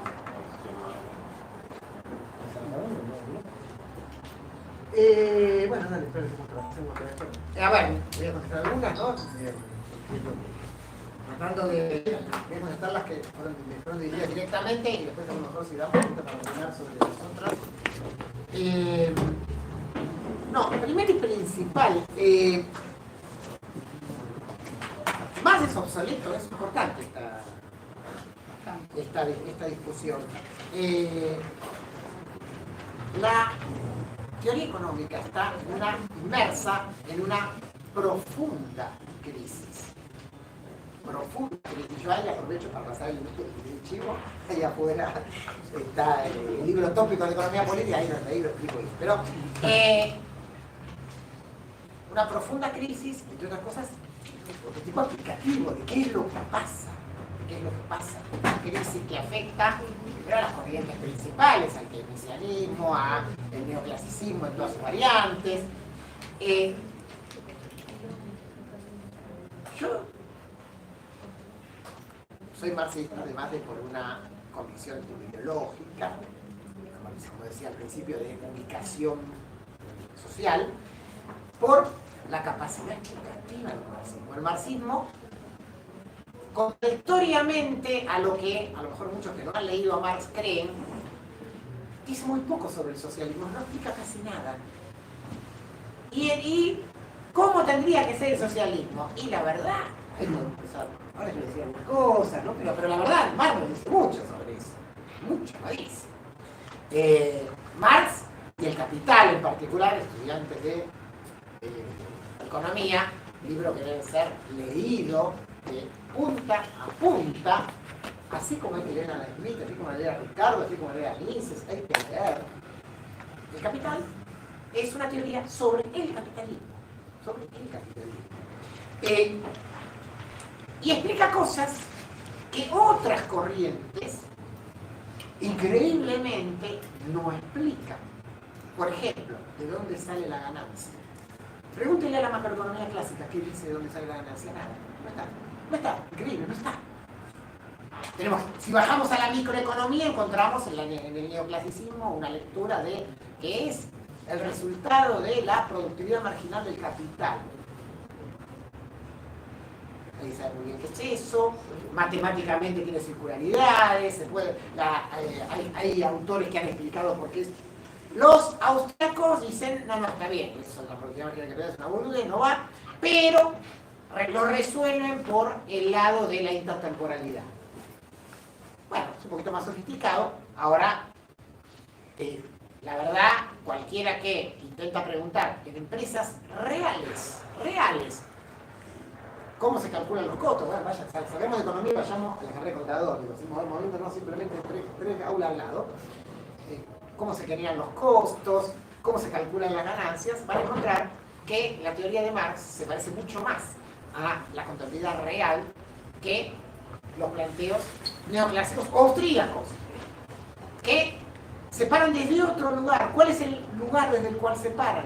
Se están parando desde el lugar del especulador financiero. Sí, se me pongo desde ese lugar y entonces a partir de ahí empiezo a mirar para atrás, como si fuera un espejo al revés, la economía. Es un punto de vista diferente que sirve para explicar, por ejemplo, determinadas fluctuaciones de los mercados bursátiles, pero no sirve para explicar la producción material. El marxismo explica conflictos y los compra. A ver, esto es de loco. Yo la verdad hay una parte de la discusión que no la entiendo. Una cosa es que digamos que nos gustaría una sociedad armoniosa. A mí también me gustaría. A los socialistas lo primero que les gustaría. Los socialistas no estamos a favor de la lucha de clases. Queremos que se termine la lucha de clases, queremos que terminen las clases. No, queremos que se terminen las clases. Queremos que se terminen las clases. No queremos terminar a nadie. Queremos que se terminen las clases. Ahora, una cosa es lo que yo quiero y otra cosa es la realidad. O sea, que acá la compañera lo planteaba. Los conflictos sociales existen objetivamente. Si no, ¿para qué corno existen en las empresas los departamentos de relaciones laborales que existen en las empresas? Porque hay carreras de recursos humanos. ¿Para qué están esas carreras? Para que no haya conflictos, no tiene que ver. Para que no haya conflictos, se los hay. Perfectamente, entonces los hay. Si es para que no haya, si es para que no los haya, es porque los hay. A ver, ¿los hay o no los hay? Los hay. Otra cosa es, bueno, a partir de ahí, ¿qué se hace? La clase trabajadora, y no en la Argentina, y no lo inventó el peronismo, al contrario, el peronismo le dio eso, la clase trabajadora en el mundo, desde el siglo XIX, discute la sindicalización. Y gracias a la sindicalización se llegó a la legislación laboral básica, se llegó a las 8 horas de trabajo. Cuando lo dice Marx en el Capital, en la época de Marx, los economistas de esa época estaban en contra de la legislación de las 11 horas de trabajo, porque decían que en la última hora el capitalista obtenía su excedente y se iban a quebrar todo. Evidentemente no quebraron todo. ¿Y por qué no quebraron todo? Justamente porque el marxismo también es la única corriente económica que explica endógenamente el cambio tecnológico. Pregunten qué dice el keynesianismo sobre el cambio tecnológico. Pregunten qué dice el neoclasicismo sobre el cambio tecnológico. Shock exógeno. No se sabe. O sea, lo más importante del funcionamiento de la productividad del capitalismo es exógena. Modelos neoclásicos de teoría del crecimiento. No los austríacos. Los austríacos dicen otra cosa, exactamente. Los austríacos dicen otra cosa. Ahí tenemos un puntito que te la doy. Te la doy, ahí. Estoy escribiendo un libro sobre los austríacos, después te lo voy a pasar. Cuando lo termine, hacemos una charla sobre los problemas que hay con la concepción de cambio tecnológico de Hayek. Pero bueno, no importa. Teoría de la crisis. De nuevo. ¿Por qué hay crisis en el capitalismo? De nuevo, para la mayoría de las corrientes llueven las crisis. Porque el Estado intervino más alguna vez, o, acá sí, los austríacos, porque no, en realidad puede ser el Estado o puede no ser el Estado y puede ser alguna a la banca que entonces hizo emisión secundaria y entonces generó. A ver, pues nosotros tenemos una concepción, ya lo sé, lo conozco. Digo, lo que digo, el marxismo tiene una concepción endógena de la crisis.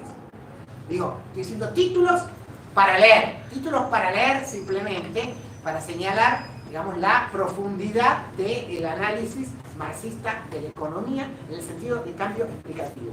Me enganché mucho en este tema. ¿Cuánto me queda? 2,5, bien. Macroeconomía socialista. Bueno, primero y principal, el reconocimiento de la posibilidad de la planificación. Ese es el punto básico, ¿no? Si no, no podríamos empezar a hacer nada. Hay algo que inclusive se usa en la macroeconomía capitalista, que es la matriz insumo-producto. La matriz insumo-producto. Vasily Leontiev, un economista ruso, pero que en realidad esto lo desarrolló en Estados Unidos, desarrolla el principio básico de la planificación. O sea, es más, hoy en día la planificación sería más fácil que en otro momento.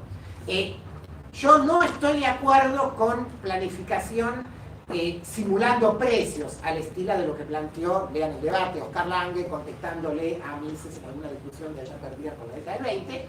Sí creo que se puede planificar en cantidades físicas, sobre todo porque hay una masa de bienes que tienen que ver con medios de producción básicos y bienes absolutamente necesarios para la vida, digamos, alimentación, cuántas escuelas es necesaria para que se eduque, en qué cantidad de chicos, cuánto de salud, que sí se puede calcular efectivamente. Yo estoy en contra de algunas locuras que han sucedido en países autodenominados socialistas, donde terminamos discutiendo de qué color se tiene que planificar una remera, ¿no? Eso es pavada total.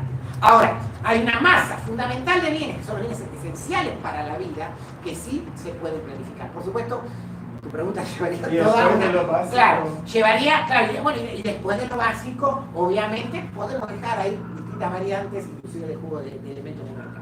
Pero bueno, digo, hay muchas más cosas para contestar sobre esto, ¿no? Bienes tipo 1, tipo 2, pero no me daría el tiempo, pero después lo charlamos y podemos seguirlo porque me interesa. Sí, educación, la última. No sé si es dictadura de la razón, es dictadura de la ciencia, sí. Sí, efectivamente, hay un punto donde la ciencia se impone, O sea, se acaba, y ahí sí, hay una discusión en los propios límites de la libertad. Hay un punto, que todo el mundo se vacune. Y el que no se vacune, se vacuna igual. Gracias. Bueno, ahí estamos entrando en algunos temas interesantes. Ahí empezamos a verse temas profundamente distintos. Si Marx está obsoleto o no, Marx hoy se hace liberal, no tenga ninguna duda. O sea, básicamente Marx, cuando ustedes leen el Capital, en el capítulo 24, Marx era un tipo que miraba, observaba la realidad. Que vos observás la realidad en ese momento. De hecho, hay una crítica que tomaba cosas que ya no existían más en Inglaterra y tomaba cosas que habían desaparecido 50 años antes de cuando él escribió el Capital. Pero más allá de eso, la gran duda con algunos datos que toma Marx, es cierto que esos datos ocurrieron. Y también es cierto que la división del trabajo podía producir trabajos que generan alienación. El ejemplo que toma Adam Smith es la fábrica de alfileres. Imagínate si vos lo que haces es afilar todos los días el mismo alfiler y eso es todo lo que haces en tu vida. Es un desastre ese trabajo. Ahora, si viene Marx hoy, vamos a los países avanzados de la Tierra, los países donde tienen el capitalismo avanzado, o si querés el liberalismo avanzado, te vas a encontrar que esos trabajos están desapareciendo. De hecho, en los próximos 20 años, todos los trabajos repetitivos y aburridos van a desaparecer, precisamente por el cambio tecnológico. La evolución del cambio tecnológico es espectacular. Si quieren entender cómo funciona el cambio tecnológico, les recomiendo leer a Ray Kurzweil, que escribió un libro que se llama The Singularity is Near. Está acá, la singularidad está acá al lado, y el mundo va a la superabundancia. Y eso va a ir a unas respuestas de muchos temas. Pero un tema que sí me parece es importante que ustedes lean, todo el mundo les ha hablado de Marx, a algunos tal vez les ha hablado de algunos pensadores austríacos, es importante que lean a Karl Menger y von Bauer, porque Marx escribe el tomo 1 del Capital, y lo publica, en el año 67.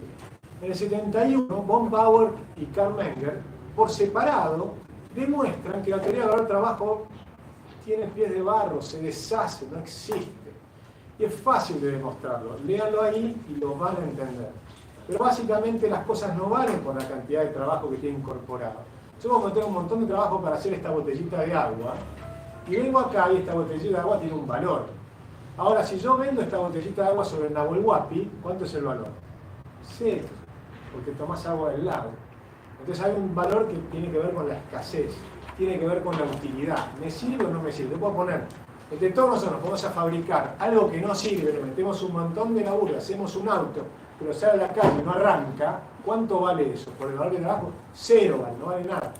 El valor del trabajo no representa, pero la utilidad es subjetiva. Por ejemplo, vamos a hacer una Coca-Cola, y de pronto la Coca-Cola bien sale y demuestra que la Coca-Cola nos trae cáncer. ¿Cuánto vale esa Coca-Cola? La cantidad de trabajo es la misma, y el valor es 0, porque ahora nadie la quiere tomar. Por algunos la siguen tomando, ¿no? Siempre tenés algunos que te sacan la teoría. Pero pero entienden el punto. O sea, depende de los gustos. Se impone la moda, y hay algo que le pones una remera de Messi, y el trabajo que tiene la remera de Messi es la misma que la otra, pero esta dice Messi, y vale más. ¿Por qué? Porque dice Messi. ¿Y por qué? Porque a la gente le gusta más. Entonces hay un valor que tiene que ver con los gustos de las personas. Eso es lo que descubrieron los marginalistas. El valor depende de un montón de cosas que tienen que ver con el trabajo. El trabajo, por supuesto, lo tenés que medir y qué sé yo, y los empresarios van a hacer un cálculo y demás. Pero ese cálculo, incluso cuando vos haces, y ahí hay un tema de iteración que es real, que por supuesto es real, si vos te aumenta la demanda de muebles de madera, ¿qué va a pasar con el precio de la madera? Va a subir. Entonces los costos dependen de la demanda, sí, y después cuando tenés que fabricarlo tenés que mirar los costos, sí, y hay cierta circularidad, por supuesto. Es así. Es un proceso iterativo, permanente, imposible de aprender. Y ahí vamos a un tema que también es crucial. Lean y anótense para leer, que es muy importante. Cuando le entregan el premio Nobel a Hayek, hace un discurso maravilloso, es una obra de arte. Léanla, es una hora. Es el límite al conocimiento, the pretense of knowledge. La pretensión del conocimiento. Tiene mucho que ver con la dictadura del conocimiento. Tremendo. Piensen lo siguiente. Durante siglos hubo una dictadura del conocimiento, y era la Inquisición. Y la Inquisición ponía que la ciencia había demostrado que la Tierra era el centro del universo, y quemaban en la hoguera al que decía lo contrario, a Giordano Bruno. Galileo, que fue más piola cuando le dijeron a Copérnico, cuando fue la Inquisición a verlo, y le dijeron, mira, acá, si vos seguís insistiendo con lo que vos decís, que la Tierra se mueve, acá tenemos estas tenazas que te vamos a arrancar las uñas, acá te vamos a calentar el pie, a Galileo. Bueno, y demás, y qué sé yo. Y el tipo dice, bueno, ok, la Tierra está fija. Y después alguien dice que dijo, Eppur si muove, ¿no? Sin embargo, se mueve. Pero la realidad es que la pretensión del conocimiento tiene un límite obvio. No es obvio porque mucha gente no lo ve. Lo que sabemos entre, 8.000 millones de habitantes en la Tierra, ningún burócrata lo puede saber. ¿Sí? Ningún burócrata puede conocer los gustos de todos nosotros. La población humana tenemos más o menos 50% de hombres y 50% de mujeres. Un hombre no logra comprender a una mujer. Le van a decir que van a comprender la interrelación entre todas. Es imposible, es totalmente imposible, mucho menos para un hombre, eso está clarísimo. Las mujeres tienen un pensamiento holístico que capaz que nos consiguen, por lo menos, entender más a uno, mejor que nosotros mismos. Bueno. Pero los hombres no tenemos esa posibilidad, eso está clarísimo. Hayek explica que hay un orden espontáneo, que nadie planificó la sociedad de la libertad.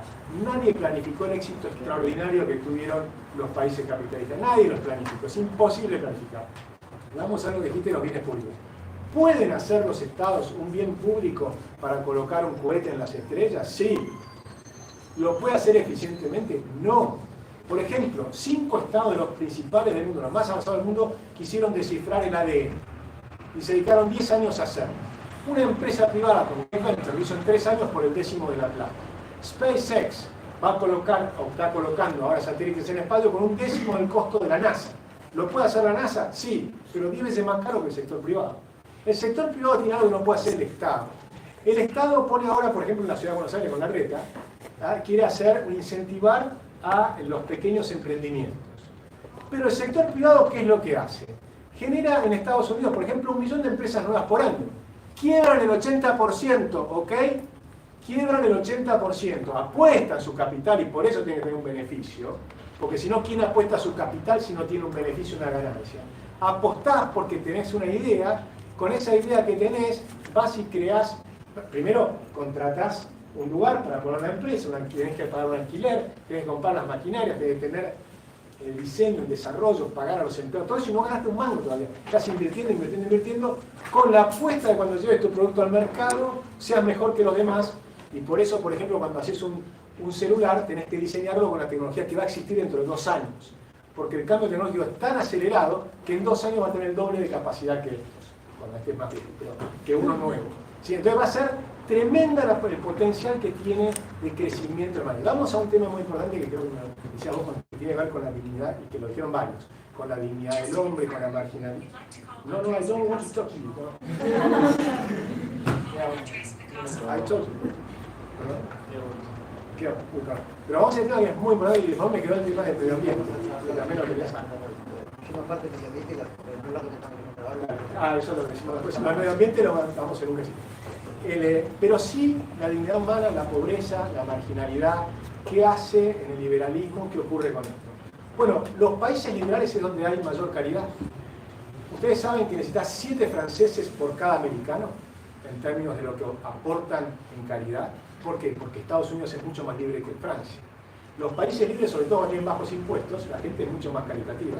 Argentina fue un ejemplo extraordinario de cómo funcionaba la libertad. Todo el sistema de salud de la Argentina era privado. Tenías el hospital italiano, el alemán, el español, todas las comunidades se organizaban. ¿Y ustedes creen que alguien que se lastimaba en la calle no podía ir al hospital? Por supuesto que sí. Por supuesto que lo atendían. Atendían a la persona al que está al lado. ¿Hay un conflicto entre libertad y ayudar al otro? Desde ya que no. Lo que hay un conflicto es que te pongan una pistola en la cabeza para que te saquen la plata y con tu plata ayuden a los demás. Esa es otra cosa muy distinta. Para que yo con mi plata ayudar, por supuesto que sí. Hay una total compatibilidad entre el amor cristiano y el liberalismo. Lo que no hay ninguna compatibilidad es entre el socialismo y el amor cristiano. Porque necesitan la violencia. Es imposible cambiar al hombre sin eso. Y lo acaba de decir en el tema de la educación. Hay una total compatibilidad entre el amor y que los padres puedan educar a sus hijos como quieran. Pero en cambio no hay compatibilidad en que yo le voy a exigir a esa persona que eduque a sus hijos de una manera distinta a la que quiere, que la única forma que tengo de hacerlo es con violencia. Con la violencia, con la amenaza de violencia. Sin amenaza de violencia no hay forma en que yo le pueda obligar a otra persona, a tus hijos, a que yo te diga cómo tienes que educarlos. ¿Quién soy yo para decir el número? ¿Acaso el número tiene más? 1000 personas tienen más derechos que uno. El liberalismo te dice que no, que de ninguna manera. Déjame ahí cierro, esto es importantísimo. El liberalismo te dice que no, una sola persona tiene el mismo derecho de los otros 1000. No hay ninguna forma en que porque son más me pueden imponer a mí lo que yo quiero hacer, ni siquiera ponerme por supuesto una vacuna, si yo considero que no hace daño. O sea, ustedes me tienen que demostrar que yo hago daño a los demás, si no, no pueden hacer nada. O sea, si yo estoy haciendo daño a los demás, por supuesto que pueden actuar contra mí. Si no, no. Y además hay inmensas dudas con respecto a la vacuna, que está claro que yo me la vacuné. ¿Sí? Pero eso es otro tema, lo que yo creo.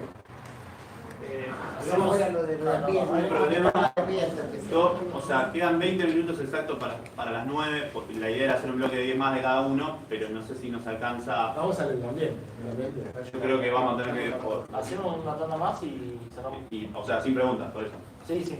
Está fuerte. Bueno, nada, No, Vamos a lo de ambiente porque nos había quedado la pregunta que estaba diciendo a Joaquín, me olvidé lo de ambiente y me quedaba 30 segundos y digo, Y marginalidad. y marginalidad, sí, los dos temas que nos habían quedado. Lo de marginalidad, en este caso, para nosotros es relativamente sencillo. Acá, sí, la dificultad quizás la van a tener para contestar desde el otro lado. La sociedad capitalista engendra, expulsa gente no solo por la explotación, sino por algo que tiene que ver con el cambio tecnológico. Acá se ha señalado, sí, efectivamente, el cambio tecnológico ahorra mano de obra y genera una masa de población cada vez mayor que se queda afuera de los mercados de trabajo.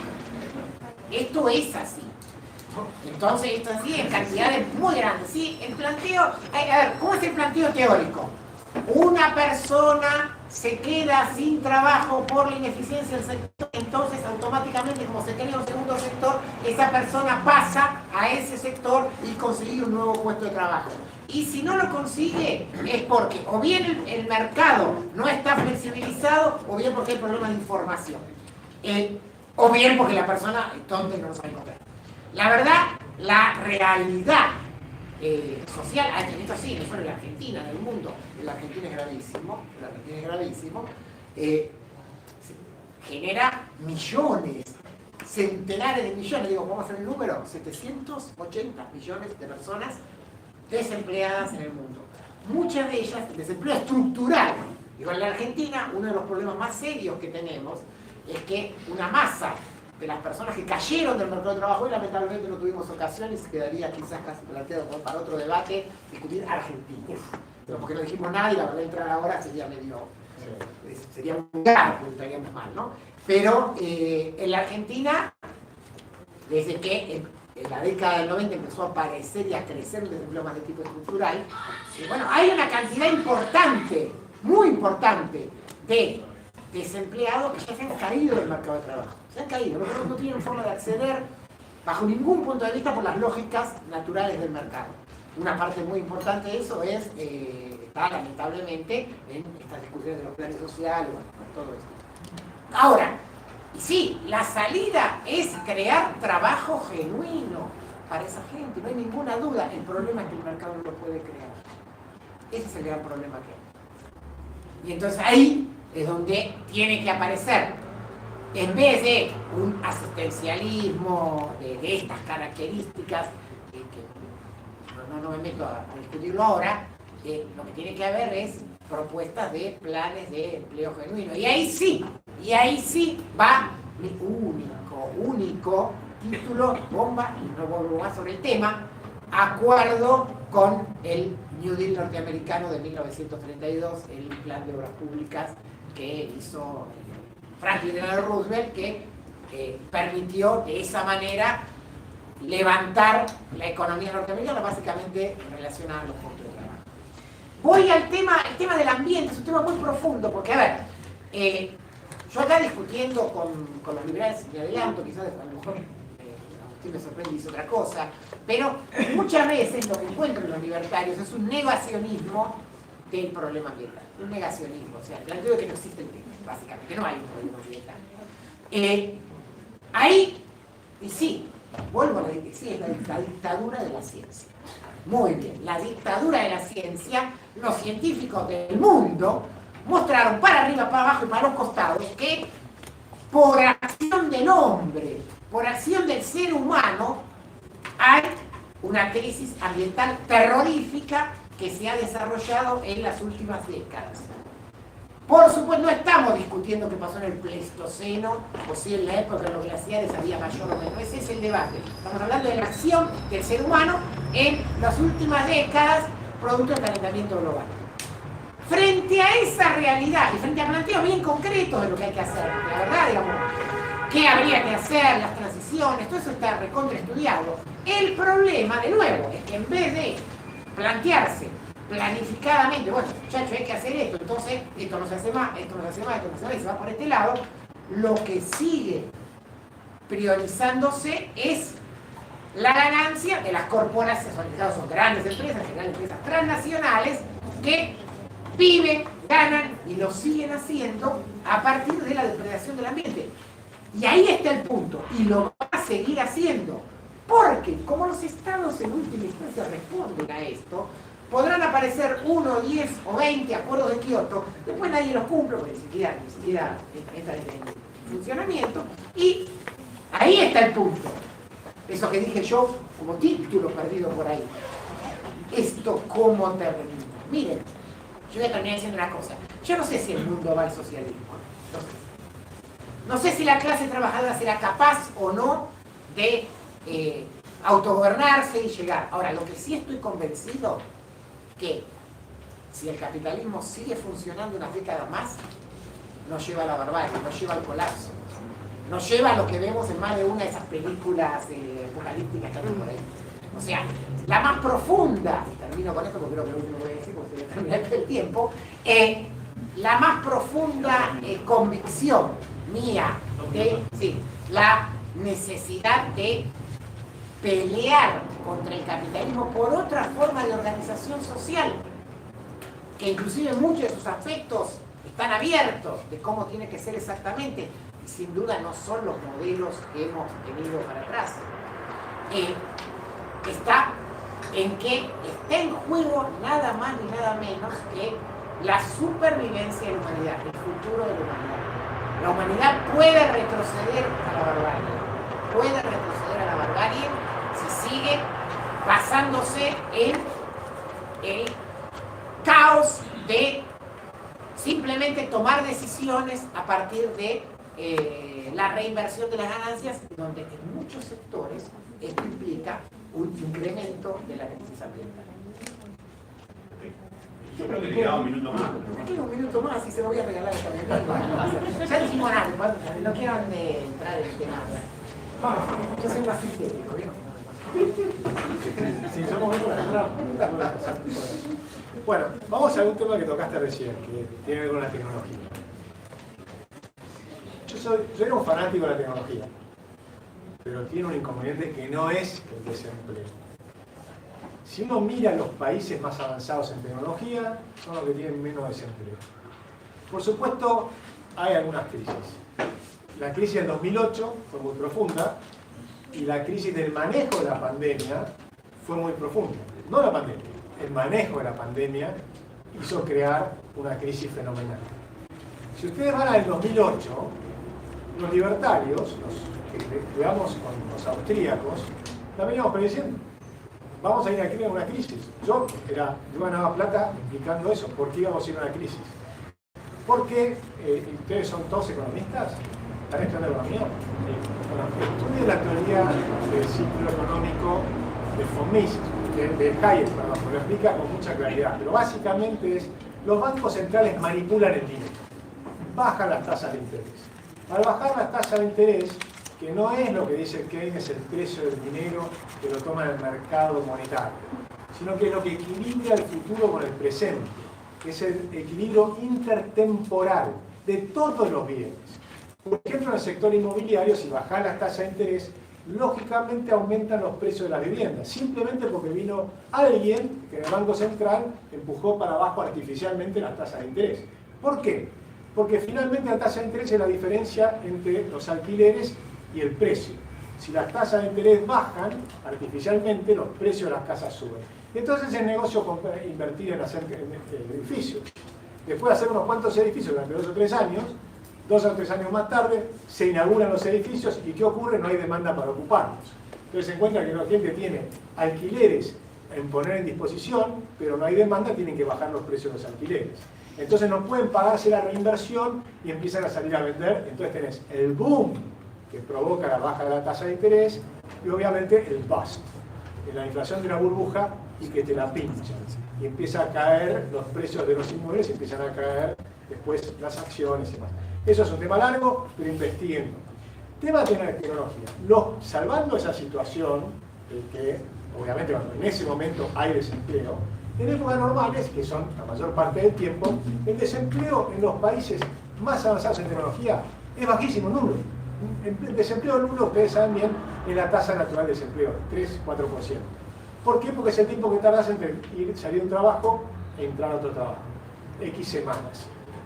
Pero hay mucha oferta laboral. En Estados Unidos ahora no hay desempleo, la gente no consigue empleados, es al revés, tiene un problema y por eso están enfriando la economía y por eso hay inflación. Si la tecnología no genera desempleo. Por supuesto, cuando entró la tecnología en el sector agropecuario que ocupaba el 95% de la población en producir alimentos, se liberó toda esa fuerza de trabajo, de esa fuerza que tenemos todos nosotros, para hacer otras cosas. Y se producen otras cosas y son infinitas porque las necesidades humanas son infinitas. Siempre imaginamos cosas nuevas. Ahora vamos brevemente al ambiente, porque ahí llegué finalmente a tu punto. En el ambiente nosotros tenemos primero una duda metodológica, que es el pretense of knowledge. No hay un consenso de 100%, hay debate. Por supuesto observamos que hay un calentamiento. Y por supuesto si vamos a la historia hubo muchos periodos de calentamiento. Porque está la época del Little Ice Age, donde se congelaba el río Arno en Europa. O sea, se congelaban los ríos porque se creía que íbamos a un periodo de glaciación. Pero hasta la década del 80, que fue antes de ayer, los científicos nos prometíamos que estábamos entrando en una nueva era de glaciación. Y el crecimiento de la industria era mucho mayor en esa época que ahora. Entonces, por supuesto, te van a decir que el incremento es incrementar el problema y que después estalla. Hay un debate que hay que enfrentarlo. Sin embargo, en ese debate, y esto sí lo digo, hay que tratar de analizar costos y beneficios. Y por ejemplo, ¿alguien vio quién se beneficia con el calentamiento del globo? Porque hay zonas que van a tener sequía y hay otras zonas que van a producir más. Entonces veamos las estadísticas. Se está produciendo más o menos hoy que hace una década atrás, en alimentos o lo que fuera. En todo, más. No hay tal cosa como una caída en la producción agropecuaria. No existe eso. Hay una mayor producción agropecuaria. Por ahora. Pero podemos estar asustados por el futuro. Perfecto. Siempre el susto está bien. Ahora les digo algo. Desde que yo tengo uso de razón, he escuchado un montón de profecías espantosas de lo que va a venir. El Club de Roma, ¿no? Y que hablaban de que se iba a acabar el petróleo. Los que pensaban que se iba a morir de hambre todo el mundo cuando se acababa el guano. Se acababa el guano y nos íbamos a morir todos de hambre y apareció BAF y trajo la solución, que fue tomar el nitrógeno del aire y empezó a aumentar la producción. Después, en la década de 60, volvieron allí, se mueren todo el mundo de hambre. Entonces, decía un periodista inglés, mejor que se mueran los indios de hambre, no los ayudemos porque peor va a ser que se mueran los ingleses. Y los americanos, que eran más optimistas, dijeron, de ninguna manera hay que salvar a todos. Y entonces se inventaron los granos híbridos, Norman Borlaug, pónganse de pie cuando no escuchen a Norman Borlaug, porque salvó a la humanidad del hambre. ¿Qué hizo? Combinó los granos de Japón, que había invadido MacArthur, con los granos y la Fundación Rockefeller estaba investigando en México para eliminar el hambre en México, combinó ambos y eliminó el hambre en México y en Japón. Los japoneses aumentaron 20 centímetros y después fue a la India, que no querían aceptar los granos extranjeros, y les mandó 14 vagones y los convenció de que los acepten y eliminó las enormes hambrunas de la India. Entonces, siempre hay una cantidad de datos negativos porque el ser humano tiene la amígdala, que es una glándula que nos obliga a ser pesimistas. Y está muy bien, porque eso es lo que nos permite buscar las soluciones. ¿Cuáles son las soluciones? Ya están, es la tecnología. Este aparatito está desmaterializando el mundo. Acá hay millones de objetos, pero simplemente los hemos transformado en información. ¿No me creen? Por ejemplo, tenemos millones y millones de libros, que además están gratis. Pero además tenemos miles y miles de productos que cualquiera de ustedes pueden abrir una app e inventan un nuevo producto con este mismo aparatito. Entonces podemos medir la mesa, podemos ver si hay un escape de agua en un caño. Vamos a tener esto conectado a nuestro dedo para poder medir nuestras pulsaciones. Hay miles de cosas que están poniendo en este aparatito que hace. Es decir, el mundo se está desmaterializando. Hacemos mucho más bienes con mucho menor cantidad de productos. Por ejemplo, África va a tener 3.000 millones de habitantes a fin de siglo. Ahora eso va a producir una cosa espantosa que va a destruir la humanidad. Yo creo que no. Por ejemplo, nosotros cuando teníamos que hacer telefonía, tiramos primero el telégrafo, después el cable. Los cables de teléfono que eran de caucho, de cobre y demás. Y ahora es wireless. Ya no necesitamos más cables. ¿Después tienes un problema de la energía? Sí, obvio. Ahora dentro de 20 años vamos a combustir petróleo y demás. No, porque va a ser mucho más barata la energía del sol y la energía nuclear. No sé si vieron que los chinos ya tienen un reactor de fusión nuclear y los alemanes también y funcionan mejor. Entonces los alemanes tienen un reactor de fusión nuclear, de fisión, que es separar el átomo para generar energía, es fusionar el átomo y generar mucha más energía, y además energía que no es peligrosa. Y han generado, por ejemplo, un reactor que genera 128 millones de grados de temperatura. Está en investigación, tardarán 20 años más en que eso se ponga en funcionamiento. El sol viene cayendo del precio de la energía solar a un ritmo fenomenal. Es decir, la tecnología va a evolucionar a tal punto que se va a solucionar el problema. Pero además, si aún nos equivocamos y empieza a ser mucho más grave, ya está inventado los árboles artificiales. Por supuesto, vamos a plantar árboles, que no sé si han visto, pueden entrar en YouTube, plantación de árboles desde los aviones. Pueden plantar 1 millón de árboles en tierras que no son fértiles. Por ejemplo, los israelíes son fenomenales en producir cosas agrícolas desde la piedra. Es impresionante las cosas que hacen. Sí, la tecnología y el pensamiento humano ya tiene esas soluciones. Esos árboles que se pueden plantar o se pueden hacer de manera artificial absorberían el CO2 que sobran y restablecerían el equilibrio. O sea que desde el punto de vista teórico no se puede hacer. Pero la pregunta es, ¿qué es eficiente y qué no? Por ejemplo, los ambientalistas provocaron errores. Vamos a un minuto. No quiero hablar. Escuchan los teléfonos. Porque tenemos un griego que sí viene de la tecnología. Si tengo un minuto, después lo veo. Pero el ambiente. Ahora me pregunto. Pero hay un tema que es claro. Nosotros vamos a ir solucionando estos problemas, creo yo, simplemente. Todos los que están muy preocupados con ese tema pueden hacer algo, pero no usar la violencia para que lo hagan los demás. Todos ustedes pueden consumir menos cosas. Todos ustedes pueden dejar de consumir. No se compren más un suéter distinto. Úsenlo hasta el final y cósanlo como mi abuela, ¿no? Entonces, al consumir menos, se reduce la cantidad de problemas. Pueden reducir el consumo de energía. Porque muy fácil es pedir que los demás hagan cosas, pero ustedes pueden hacerlas. De hecho, ya se está implementando en la mercancía. Hoy se venden un montón de bienes en el mundo que te agregan que no producen, que no afectan el cambio climático. Y lo demuestran, por ejemplo, producen estas botellitas pero plantan árboles. Entonces son neutrales en carbono. Está lleno de empresas que hacen eso. Todos los que creen en ese tema pueden automáticamente reducir su carbono a cero. Eso sí, no usen más aviones, no usen más autos, usen más la bicicleta, caminen más. Yo lo hago, lo pueden hacer ustedes también. Pueden hacer un montón de cosas. Yo me cuido en mi casa, siempre tengo un suéter. ¿Por qué? Porque cuido la energía. Es decir, yo creo que hay que cuidar el cambio climático, creo que hay que cuidar el ambiente.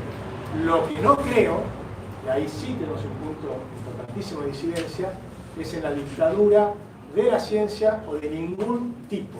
Nos tienen en todo caso que convencer. Gracias. Bueno.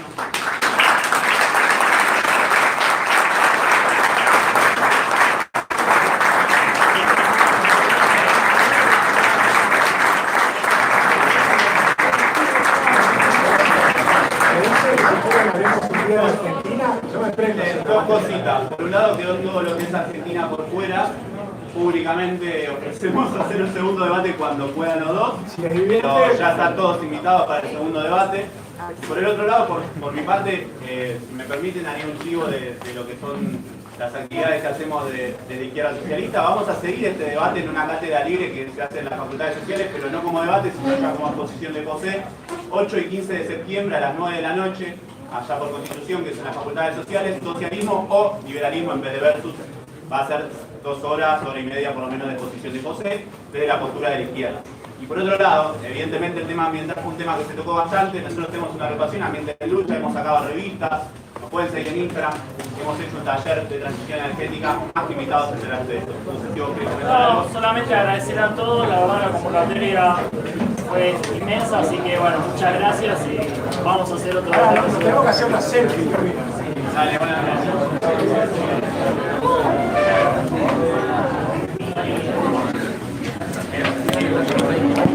La selfie. La selfie, aparezca.